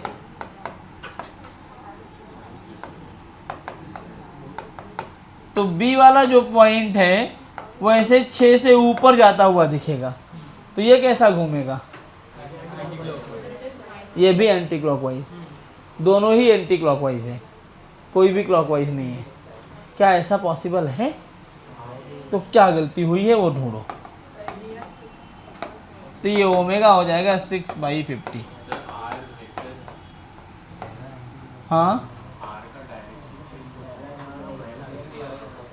आर का तो मैग्नीट्यूड ही ले रहे, लेकिन आर तो लाइन ज्वाइनिंग ही है ना, तो उसका तो मैग्नीट्यूड ही लिया हमने, तो उससे तो कोई फर्क ही नहीं पड़ता। यस, इट इज करेक्ट, दोनों ही एंटी क्लॉकवाइज में घूम रहे हैं, क्योंकि एक की वेलोसिटी ज़्यादा है और एक की वेलोसिटी कम है, तो एंटी क्लॉकवाइज में घूमते दोनों दिख सकते हैं, दोनों ही सही है, कोई दिक्कत नहीं है। इसलिए बताया कि एक क्लॉकवाइज एक एंटी क्लॉकवाइज होना कंपलसरी नहीं है।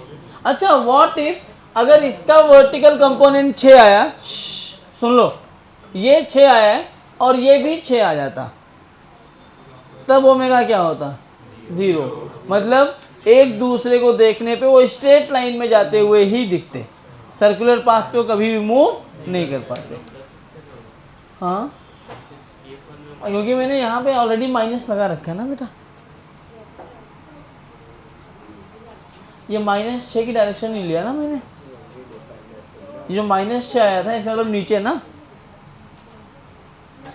तुम क्लॉकवाइज एंटी क्लॉकवाइज भूल जाओ, अगर तुम्हें दिक्कत हो रही है तो आगे तुम फील कर पाओगे उसको थोड़ी देर के बाद। अभी खाली ऐसे लिख दो, क्लॉकवाइज एंटी क्लॉकवाइज में तुम्हें करवा दूंगा अभी, वो रियलाइज होगा जब आप एक्सटेंशन वगैरह पढ़ लोगे तो अपने आप हाथ चलाना सीख जाओगे। रोटेशनल के बाद रोटेशनल में पूरा यही है, R×F, R×P, MR×V, सब में यही चलेगा, और मैग्नेटिज्म पूरा हाथ चलाने के ऊपर ही है।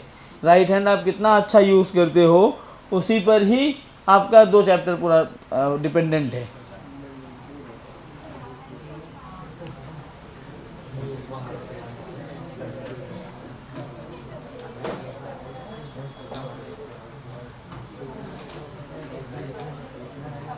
हो गया?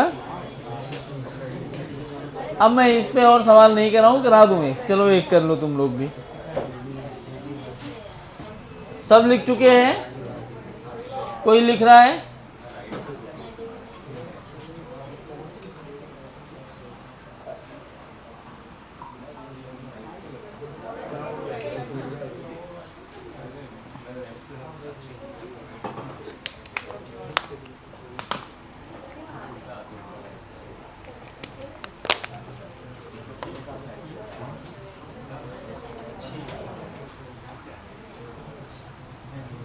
चलें आगे। एक क्वेश्चन आप कर दो, ये ऐसे जा रहा है 30 डिग्री पर 12 मीटर पर सेकेंड से, ये ए है, बी ऐसे जा रहा है 30 डिग्री पर 12 मीटर पर सेकेंड से, और ये डिस्टेंस है 48 मीटर, ये है b. Omega of a with respect to b बता दीजिए। क्या आया आंसर? 1/4। हाँ, माइनस वही प्लस माइनस मॉड बता दो चलेगा। 1/4। कितने लोग 1/4 वाले हैं? 1/4 वाले हाथ खड़े करो। चलो, तो बाकी वेरी गुड। अरे करण अपना दोस्त है ना, नाम तुम्हारा करण है कि तुम अपना ऐसे कुछ भी बता दिए? है नाम पक्का? तुम दोस्ती लायक भी हो, ऐसे लंबे चौड़े में छोटा आदमी कहीं कोई मार पीट रहा हो तो बचा लोगे।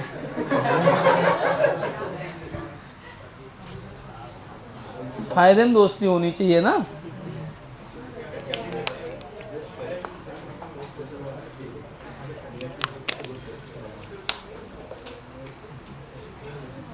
चलो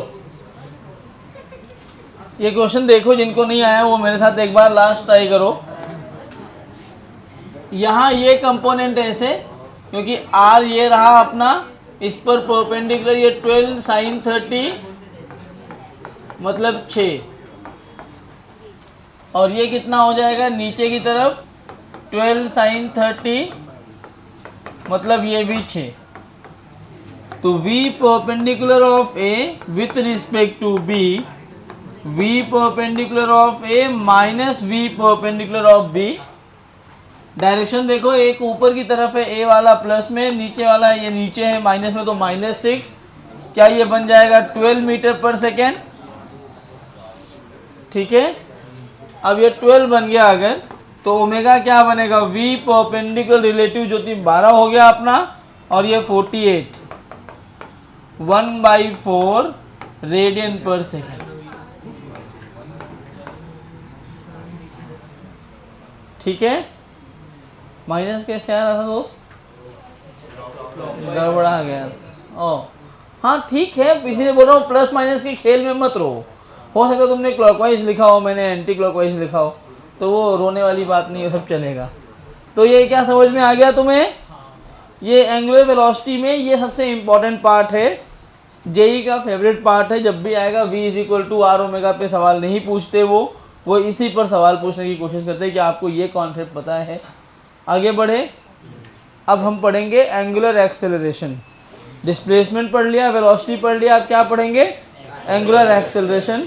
और उसके बाद अभी लीनियर भी पढ़ेंगे, फिर काइनेमेटिक्स वाला पार्ट खत्म होगा, हम डायनेमिक्स में घुसेंगे, और डायनेमिक्स ही अच्छा पार्ट है।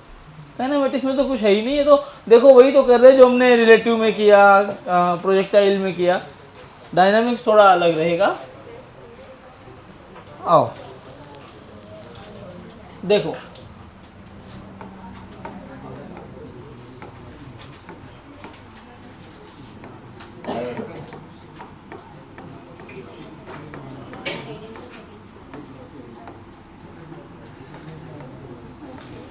इसको हम क्या बोलते हैं, अल्फा। क्या बोलेंगे इसको, कैसे लिखते हैं, what is acceleration, rate of change in velocity. तो एंगुलर एक्सेलरेशन भी क्या लिखा जाएगा, rate of change in angular velocity.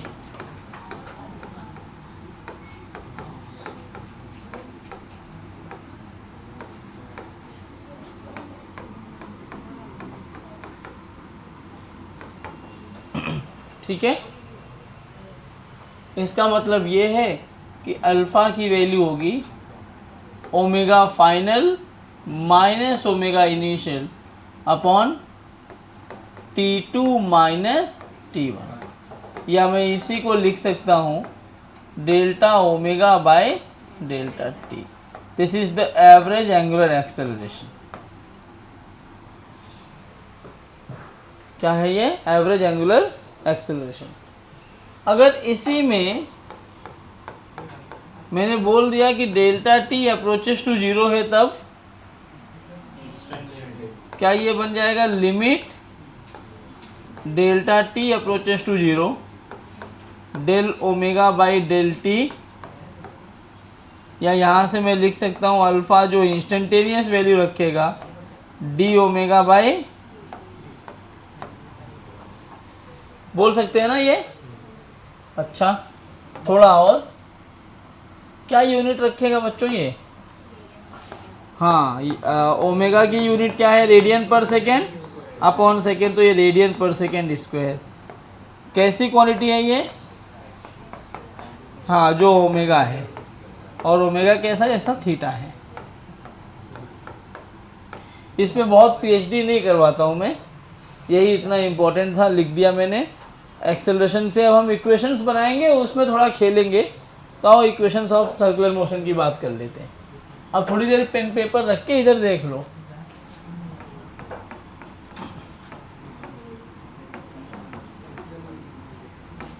Equations for uniform circular motion. क्या क्या कंडीशन है पहले वो देख लो। ये मेरे पास एक सर्कल है, और ये जो पार्टिकल है वैसे इस सर्कुलर पाथ पे मूव कर रहा है। कैसे मूव कर रहा है? इस सर्कुलर पाथ पे। t0 पर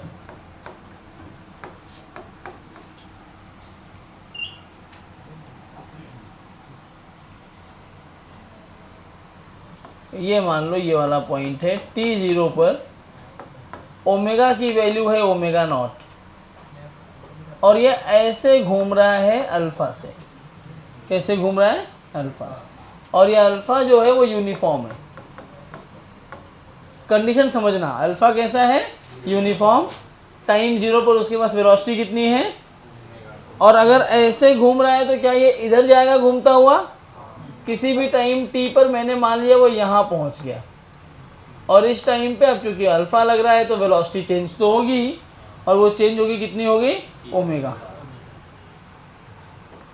इस t टाइम इंटरवल में जो ओमेगा वेलोसिटी हुई है उसके लिए ये कितना घूम गया? लेट से ये थीटा घूम गया। क्या सब एक ही डायरेक्शन में है? Anti clockwise. अगर मान लो अल्फा रिटार्डेशन होगा तो कैसे समझोगे कि रिटार्ड हो रहा है? अल्फा क्लॉकवाइज होगा और ओमेगा एंटी क्लॉकवाइज। तो ये कंडीशन है इस क्वेश्चन में, आपको समझ में आना चाहिए। What is omega naught? ये क्या है अपने लिए? Initial angular velocity.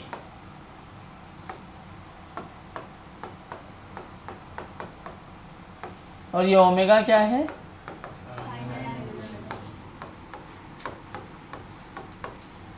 अल्फा कैसा होना चाहिए? यूनिफॉर्म। तो जो भी हम इक्वेशंस बनाएंगे ध्यान से समझना, these equations are valid for uniform alpha, मतलब कांस्टेंट अल्फा। अल्फा चेंज हुआ तो ये काम नहीं करेगा। अच्छा एक बात बताओ, ये इक्वेशंस में डेराइव नहीं करवा रहा हूँ क्योंकि आप एक बार कर चुके हो। इक्वेशंस ऑफ मोशन में v की क्या वैल्यू होती है? u plus A T. v क्या है? Final velocity. u क्या है? Initial velocity. मैं ये बता रहा हूँ कि याद कैसे करना है, नया कोई फार्मूला नहीं है, जो अभी तक पढ़े हो वही फार्मूला है। v क्या है अपने पास? u क्या है? a क्या है? t क्या है? अच्छा, फाइनल वेलोसिटी लीनियर में v है, एंगुलर में कितना है? इनिशियल वेलोसिटी लीनियर में u है, एंगुलर में कितना है? a की जगह। अब वो एनालॉजी पता तो क्या फटाफट से लिख पाओगे कि कैसे चेंज करते हैं क्वांटिटीज को? बस वही है। सेकेंड इक्वेशन क्या पढ़ा है आपने? s is equal to u t plus half. तो यहाँ क्या लिखूं मैं? s की जगह थीटा। Very good.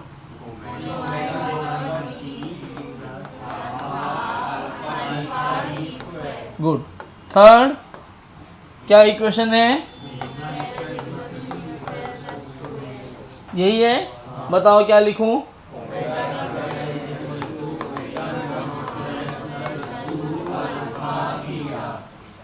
सब लोग पढ़ रहे हैं कि कुछ लोग पढ़ रहे हैं? आवाज़ लेकिन कम आ रही थी, सबको सबकी आवाज़ आनी चाहिए।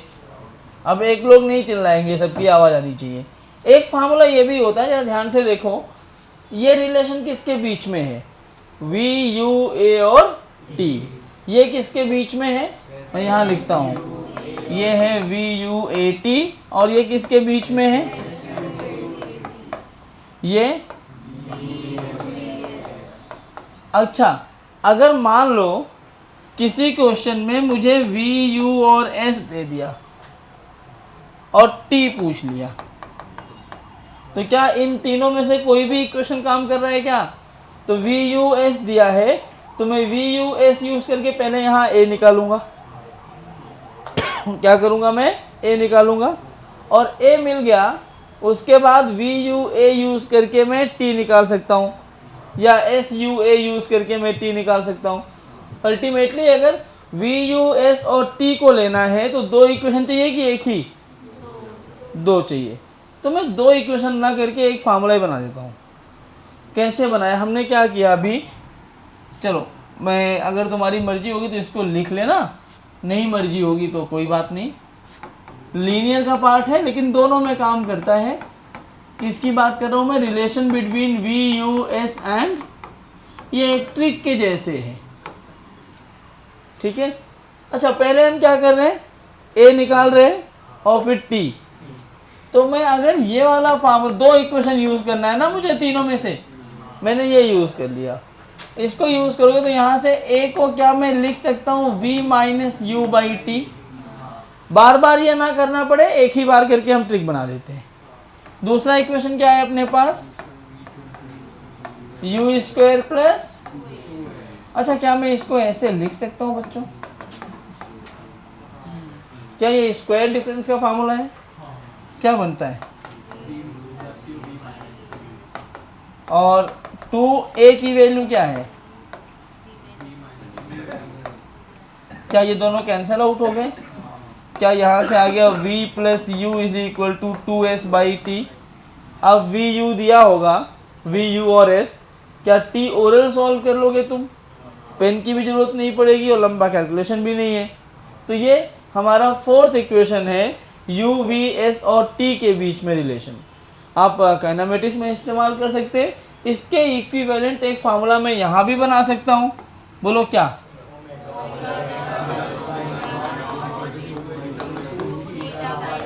Very good. और कोई इक्वेशन बन सकता है क्या? एक आपने पढ़ा होगा टीएथ सेकेंड वाला इक्वेशन, क्या होता है वो इक्वेशन बोलो? हाँ, s is equal to u plus half a two t या n जो भी लिखते हो, मैं टाइम t ले रहा हूँ तो t लिखता हूँ। तो यहाँ पे क्या बनेगा ये फार्मूला बोलो?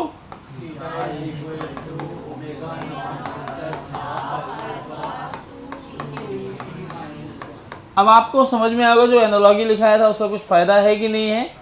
यही फ़ायदा है कि आपको ये इक्वेशंस पता है, तो आप ये इक्वेशंस बिना देखे ही लिख सकते हैं, कुछ आपको ज़्यादा दिमाग लगाने की ज़रूरत नहीं पड़ेगी। नोट कर लो, नोट कर लो, फिर आगे हम इस पर क्वेश्चंस करते हैं और वेरिएबल एक्सप्रेशन पढ़ते। आज काइनेमेटिक्स के ही पार्ट ख़त्म करेंगे, अगले लेक्चर में डायनेमिक्स चालू करेंगे और डायनेमिक्स लेगा 3 से 4 लेक्चर। एक सवाल है,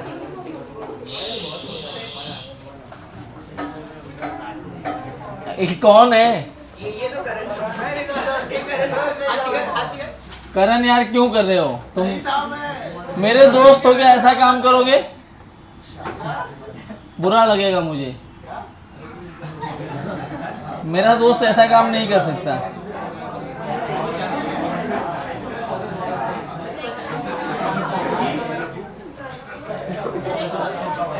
ये पंखा गड़बड़ हो गया।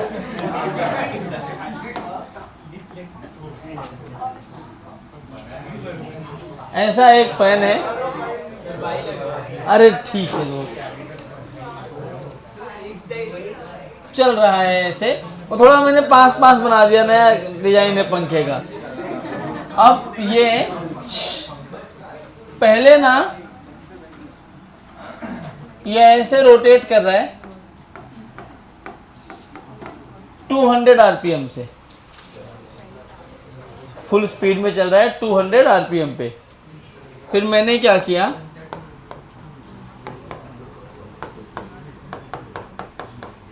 Switch is closed. भाई चलेगा कैसे? पावर बटन से ना, बंद कर दो। बंद कर दिया, उसके बाद आफ्टर 12.5 रिवॉल्यूशंस या रोटेशंस, जो भी लिखना चाहो, इट स्टॉप्स।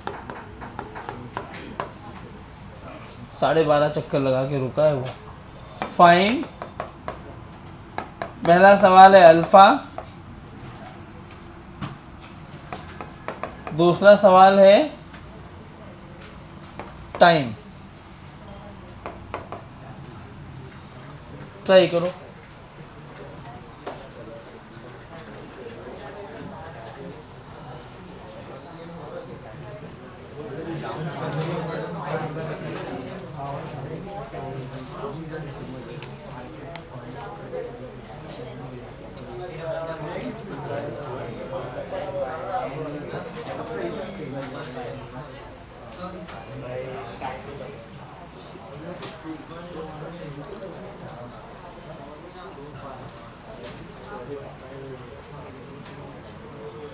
जल्दी कर लो, मात्र आधे घंटे बचे हैं, अभी मुझे ये ख़त्म करना है टॉपिक।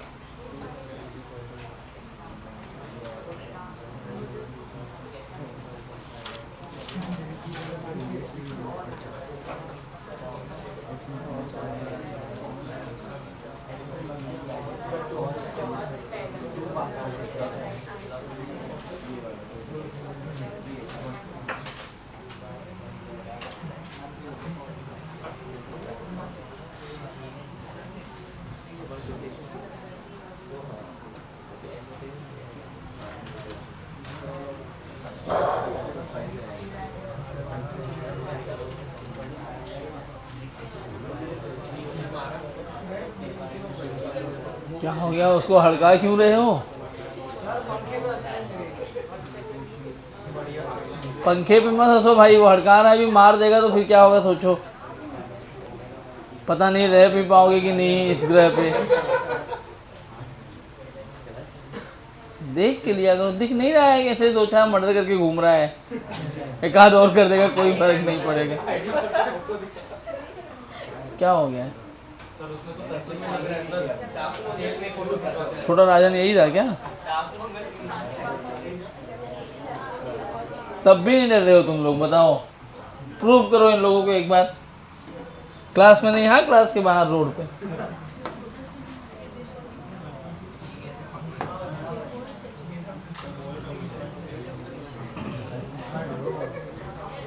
आ गया क्या?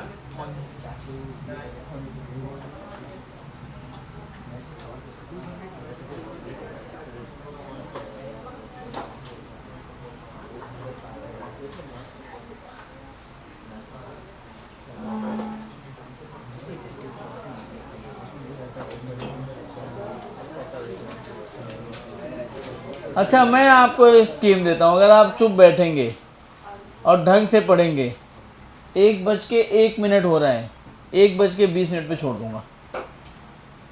लेकिन तब एक आवाज़ नहीं आनी चाहिए और सब ट्राई करेंगे। कोई ऐसे अगर ऊपर मुंडी करके देखता हुआ मिला तो जितना घटा रहा हूँ उतना बढ़ा दूंगा।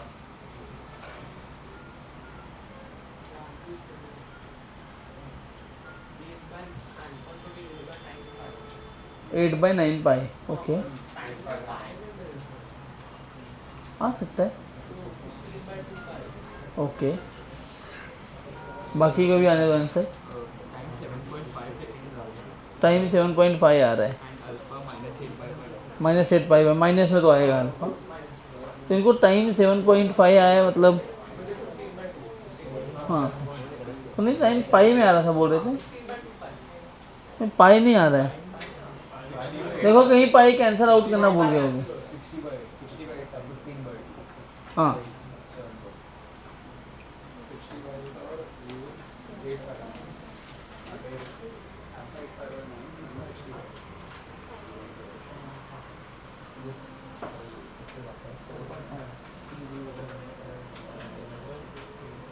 देखो, हाँ सही कर रहे हो ये लोग। देखो यहाँ पे तुम्हें इनिशियल ओमेगा कैसे दिया है, जो ओमेगा दिया है ओमेगा नॉट, वो आरपीएम में दिया है। तो ओमेगा क्या हो जाएगा, 2πn/60 कराया ना, याद है? तो 2πn की वैल्यू 200/60 कितना हो जाएगा ये, 2 3 जा 6 और ये 10, 20π/3 रेडियन पर सेकेंड। ध्यान रहे, हमेशा अगर आरपीएम या आरपीएस दिया है तो वो ओमेगा की वैल्यू नहीं है, ओमेगा आपको निकालना पड़ेगा पहले। अच्छा, और कह रहा है कि 12.5 रोटेशंस पे वो रुक जाता है, तो थीटा कितना हो जाएगा 12.5 रोटेशंस में? एक रोटेशन में थीटा कितना होता है, लिखवाया था मैंने 2π, तो 12.5 में कितना होगा, 2π इंटू 12.5, तो थीटा कितना आ गया अपने पास 25π। और कह रहा है उसके बाद रुक गया तो ओमेगा की वैल्यू 0 हो गई। पहले केस में अल्फ़ा पूछ रहा है, देखो ओमेगा तुम्हारे पास है, थीटा है, ओमेगा नॉट है, क्या ये वाला फार्मूला अप्लाई कर सकते हो, omega naught square plus 2 alpha theta. क्या प्योर काइनेमेटिकल इक्वेशंस बन रहा है, कुछ भी अलग से नहीं है। तो ये हो गया 0 इज इक्वल टू ये कितना 400 pi square by 9 plus 2 alpha into 25 pi. क्या मैं ऐसे लिख सकता हूँ अभी 50 pi alpha is equal to minus 400 pi square by 9। 58 जा 400, एक पाई ने पाई को मार दिया। अल्फा आया 8/9 पाई रेडियन पर सेकेंड स्क्वायर, बराबर है क्या? दूसरा सवाल क्या पूछा है? टाइम। तो बेटा टाइम निकालना है ना। देखो ओमेगा पता है तुम्हें, ओमेगा नॉट पता है और थीटा पता है। मैं ये वाला इक्वेशन लगा सकता हूँ क्या? Omega plus omega naught is 2 theta by T, direct आ जाएगा, इसलिए ये लगा रहा हूँ। तो कितना हो गया? ओमेगा तो 0 है, ओमेगा नॉट कितना है? 20 pi by 3, 2 into 25 pi by T, तो ये 10 बन गया। तो पाई ने पाई को मार दिया, टी की वैल्यू आ गई 75/10।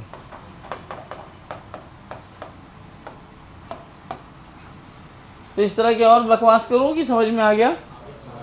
ये काइनेमेटिक्स ये पूरा, तो मैं इस पर टाइम पास नहीं करूँगा। मतलब जितने काइनेमेटिक्स में क्वेश्चन किए थे वो सारे क्वेश्चन आप यहाँ पर कर सकते हो।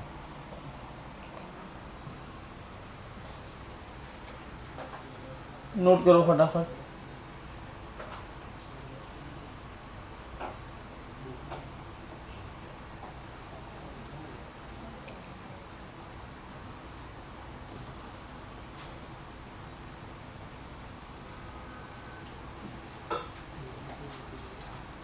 और आप जो गलती कर रहे हैं वो आप लिखिए कि हमारा यहाँ गलत हुआ था, डिवीजन के टाइम पे काम आएगा।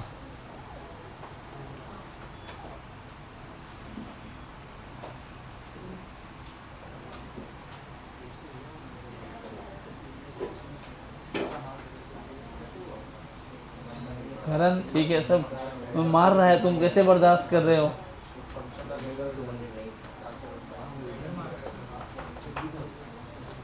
थप्पड़ का जवाब थप्पड़ से ही दिया जाता है।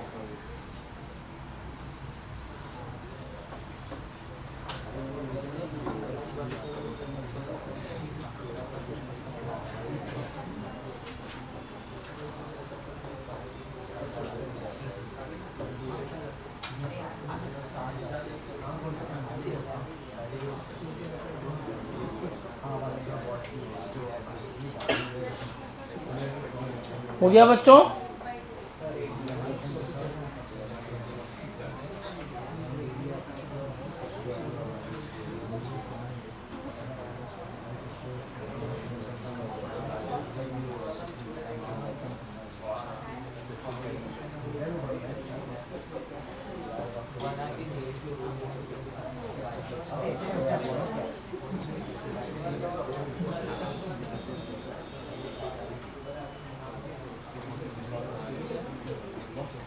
देखो सब बात कर रहे हैं, टाइम बढ़ रहा है, 120 नहीं रह जाएगा अब टाइम,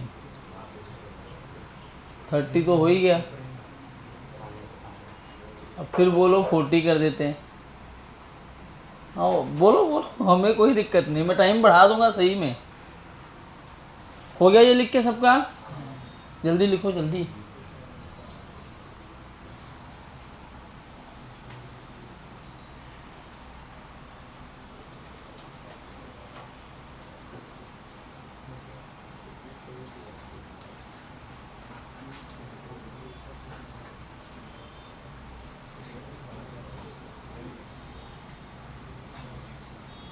लिखो अ पार्टिकल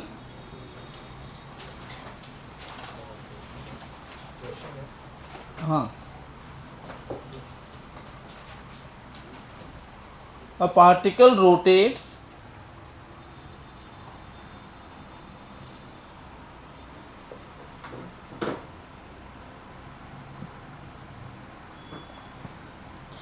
π/6 रेडियन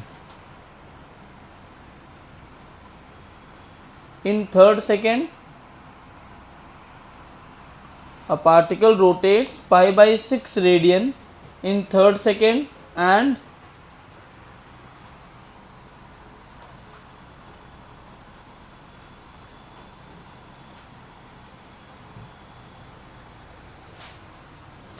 2π/3 रेडियन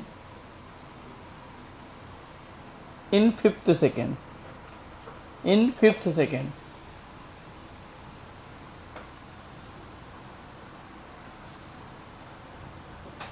लिखा?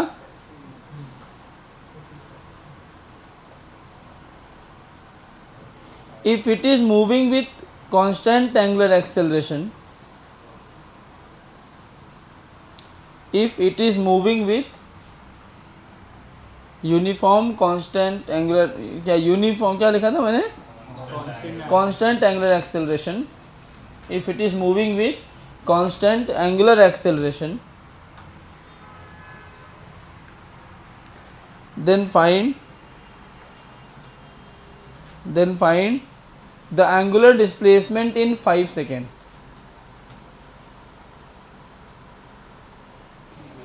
टू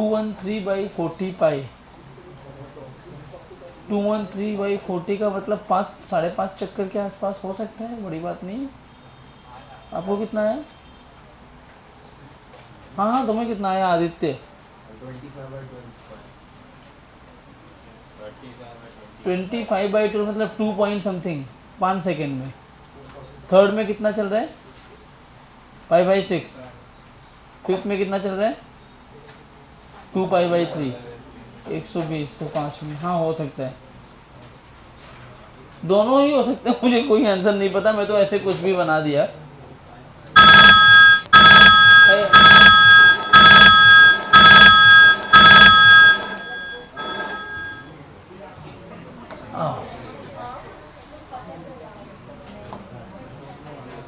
क्या है सवाल जरा बोलो तो, कितना क्या दिया था? थर्ड सेकेंड में थीटा कितना दिया है? π/6। फिफ्थ सेकेंड में थीटा कितना दिया है? अब आपको ये नहीं बताया कि पहले वो रेस्ट में था या क्या कर रहा था, बताया है क्या? नहीं। तो मैं ऐसे मान लेता हूं कि let initial angular velocity is omega naught and angular acceleration is alpha। तो अब मैं ये वाला फार्मूला लगाऊंगा ना, थर्ड सेकेंड में दिया है तो theta tth is equal to omega naught plus half alpha 2t-1। तो थीटा टीएथ कितना दिया है? थर्ड सेकेंड के लिए दिया है π/6, ओमेगा नॉट प्लस α/2 और ये बन जाएगा 2 × 3 - 1, करेक्ट? तो क्या ये बना π/6 ओमेगा नॉट प्लस 5α/2।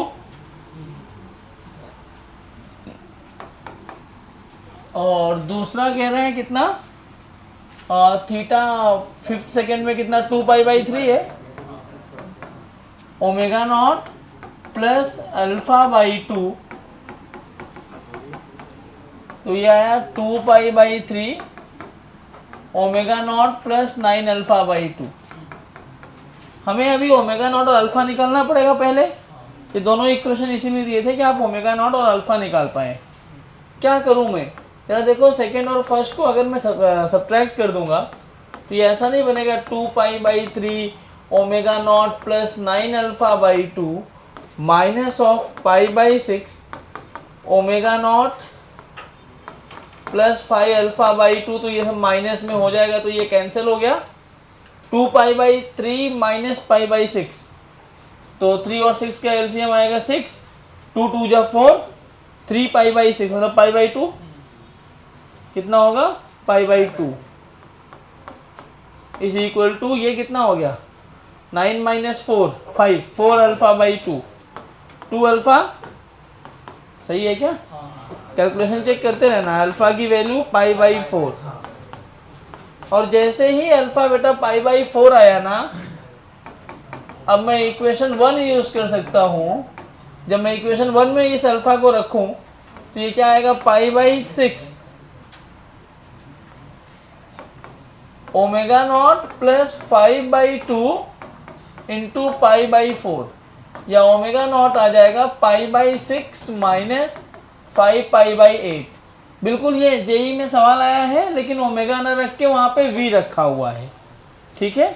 तो एग्जैक्टली यही सवाल ही था जो भी हमने पूछा है। तो ये ओमेगा नॉट क्या आएगा, 6 और 8 का एलसीएम 64, 24 20 मतलब 4 पाई माइनस 15 पाई बाई 24, तो कितना होता है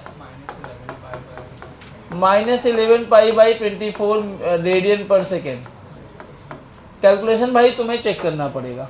और क्या पूछा है, थीटा इन 5 सेकेंड, तो 5 सेकेंड में थीटा पूछा है, तो theta is omega naught T plus half alpha T square. तो ओमेगा नॉट की value -11/24 into 5 plus half alpha की वैल्यू π/4 इंटू 5 का स्क्वायर। तो थीटा आएगा -55 π/24 प्लस 25 π/8। 8 और 24 का एलसीएम 24 मतलब -55 और प्लस 75, तो -55 प्लस 75 20 होता है, 20 π/8। तो थीटा आ गया 20 π/8 सॉरी 24, तो यही थीटा होगा, या 5 π/6। तो इतना थीटा वो 5 सेकंड में चलेगा। सबको गलत हो गए थे क्या? सबका गलत आ गया था, कहाँ गलती हुई थी? एडिशन में गलती। वेरी गुड, वाह, तुम लोगों को 21 तोपों की सलामी मिलेगी, अभी नोबेल प्राइज दिया जाएगा। ऐसी गलतियां मत करो। करण आ गया था, वेरी गुड। चलो अभी वेरिएबल एक्सप्रेशन और पढ़ा के फिर छोड़ देता हूँ। आप बोले थे ना 10 मिनट कंपनसेट करना पड़ेगा, तो समझने की क्या जरूरत है? रोता क्यों है? पढ़ ले, 10 मिनट और है यार। देखो मेरे, अगर मैं जल्दी छोड़ दूंगा मेरा पैसा काट लेंगे। अब मैं गरीब आदमी हूँ, मैं कैसे जाऊँगा? नहीं, लेकिन मेरे 10 मिनट का उतना पैसा होगा, आप कंट्रीब्यूट करोगे तो आपका डेली का पॉकेट मनी चला जाएगा। फिर मैं दान करता हूँ ना लोगों को। अरे सर, तो हमें भी दान कर दो 10 मिनट। टाइम नहीं दान कर सकता, टाइम दान नहीं कर सकता, वो बहुत इंपॉर्टेंट है। Time is money. पैसा दे दूंगा, नहीं तो मैं ऐसे डायरेक्ट फॉर्म में देता हूँ मनी ना, इनडायरेक्ट नहीं। पहले मेरे पास आए तब तुम्हें तो अच्छा रहेगा ना।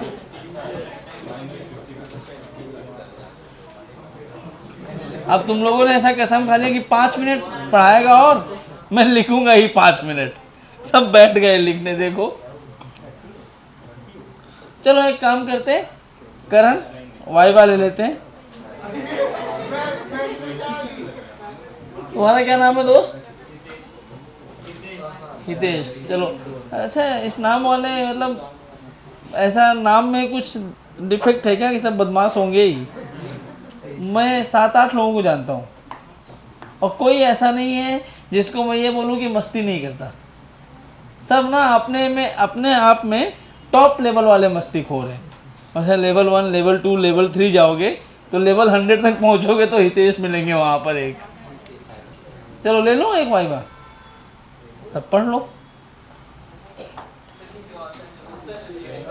हाँ हाँ, वो भी रो रहा था, उसका भी ले लेते हैं। वाइवा ले लूँ? अगर तुमने 3 बता दिया 5 में से, मैं छोड़ दूंगा। क्वेश्चन सॉल्व करना पड़ेगा, तो वही तो मुझे करना है। 5 मिनट और, 5 मिनट और। क्या है ना, सुनो, मैं ज़्यादा पढ़ाऊंगा नहीं, 5 मिनट और। मैं चाह रहा हूँ काइनेमेटिक्स का जो बेसिक पार्ट है वो ख़त्म हो जाए, ताकि अगले लेक्चर में मैं डायनामिक्स चालू कर पाऊँ ना यार। तो और वैसे भी देखो, तुम लोग 6 घंटे चिल्ला रहे हो। 11:20 पे मैं आया था, अभी 2 घंटे पूरा हुआ है। और भानु सर का मैं लिख के दूंगा, अगर 8 बजे का लेक्चर, जिस दिन 8 बजे आ जाएंगे मैं पढ़ाना छोड़ दूंगा।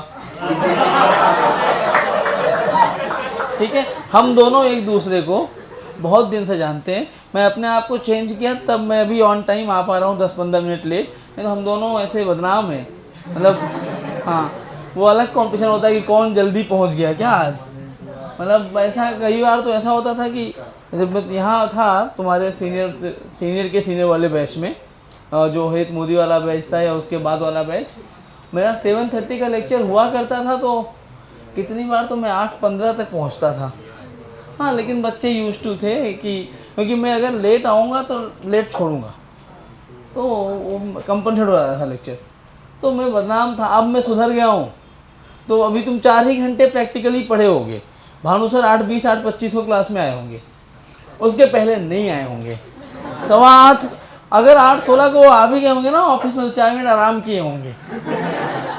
8:20 के पहले क्लास में जाने का मतलब ये कि रिकॉर्ड टूट जाएगा, वो ब्रेक नहीं होना चाहिए। तो 2 घंटे वहाँ पढ़े, 2 घंटे अभी, तो 6 घंटे जो चिल्ला रहे हो प्रैक्टिकली 4 घंटे ही हुआ है।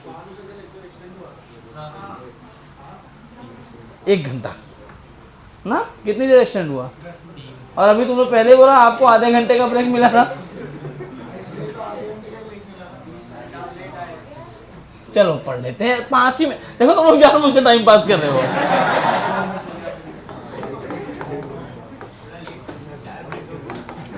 कोई नहीं, मैं ना तुम लोगों से ज़्यादा जिद्दी हूं, मैं भी खत्म करके ही जाऊंगा।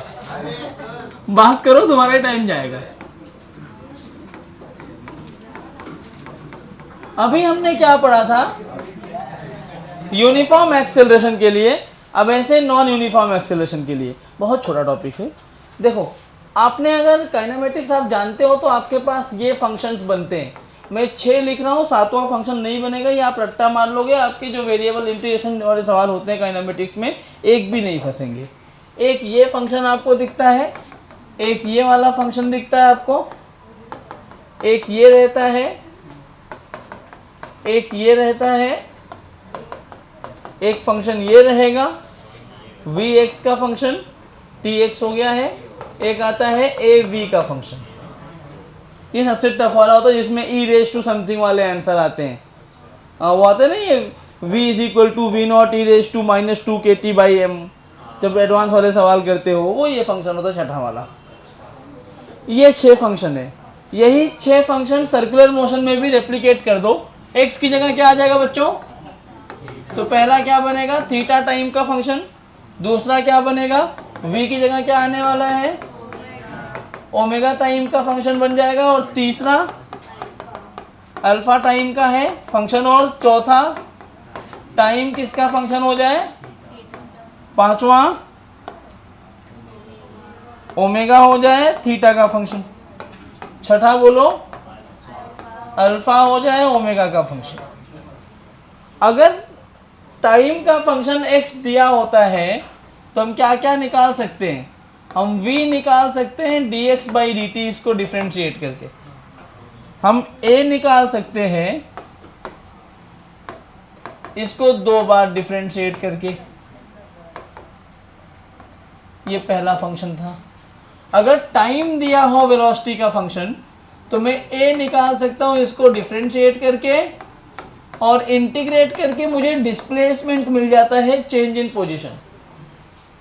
अगर इनको यहां पर रेप्लिकेट करो तो ये क्या आप dθ/dt कर दोगे तो आपको ओमेगा मिल जाएगा v की जगह। और अगर मैं एक बार और डिफ्रेंशिएट कर दूं तो क्या मिल जाएगा आपने को? ऐसे वहां पे v जब टाइम का फंक्शन था तो a मिल रहा था, तो यहाँ पे भी a की जगह अल्फा मिलेगा dω/dt से, और dθ मिलेगा ओमेगा dt से इंटीग्रेट करके।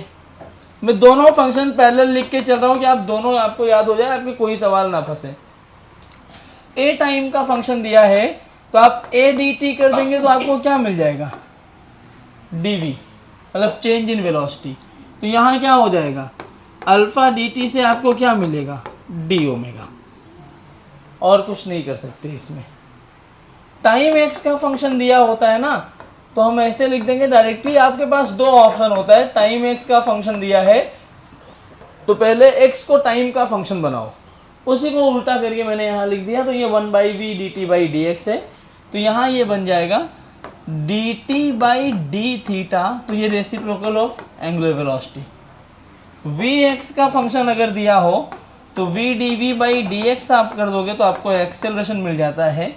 और यहाँ हो जाएगा अल्फ़ा मिल जाएगा अगर मैं omega D omega by D theta कर दूंगा। इसको याद रख लोगे तो कोई बुरी बात नहीं है, आपके सारे सवाल बन जाते हैं। और ये हो जाता है डी वी बाई ए का integration is equal to d t. तो यहाँ आ जाएगा ये डी अल्फ़ा नहीं d omega by alpha is equal to d t. तो ये इक्वेशंस है तुम्हारे एंगुलर के और ये है लीनियर के। 100% जो काइनामेटिक्स में कैलकुलस बेस्ड सवाल आते हैं वो इसी पर बेस्ड होते हैं। इसी को नोट कर लो। इसके जो टॉपिक हैं इसमें कैलकुलेशंस वो अगले लेक्चर में कराऊंगा। आज जाओ, देखो तुम्हें 2 मिनट पहले छोड़ दिया है। बाय। 1 मिनट 1 मिनट पहले 60 सेकेंड हो सकता है। सोचो तो 6 क्वेश्चन कर सकते हो।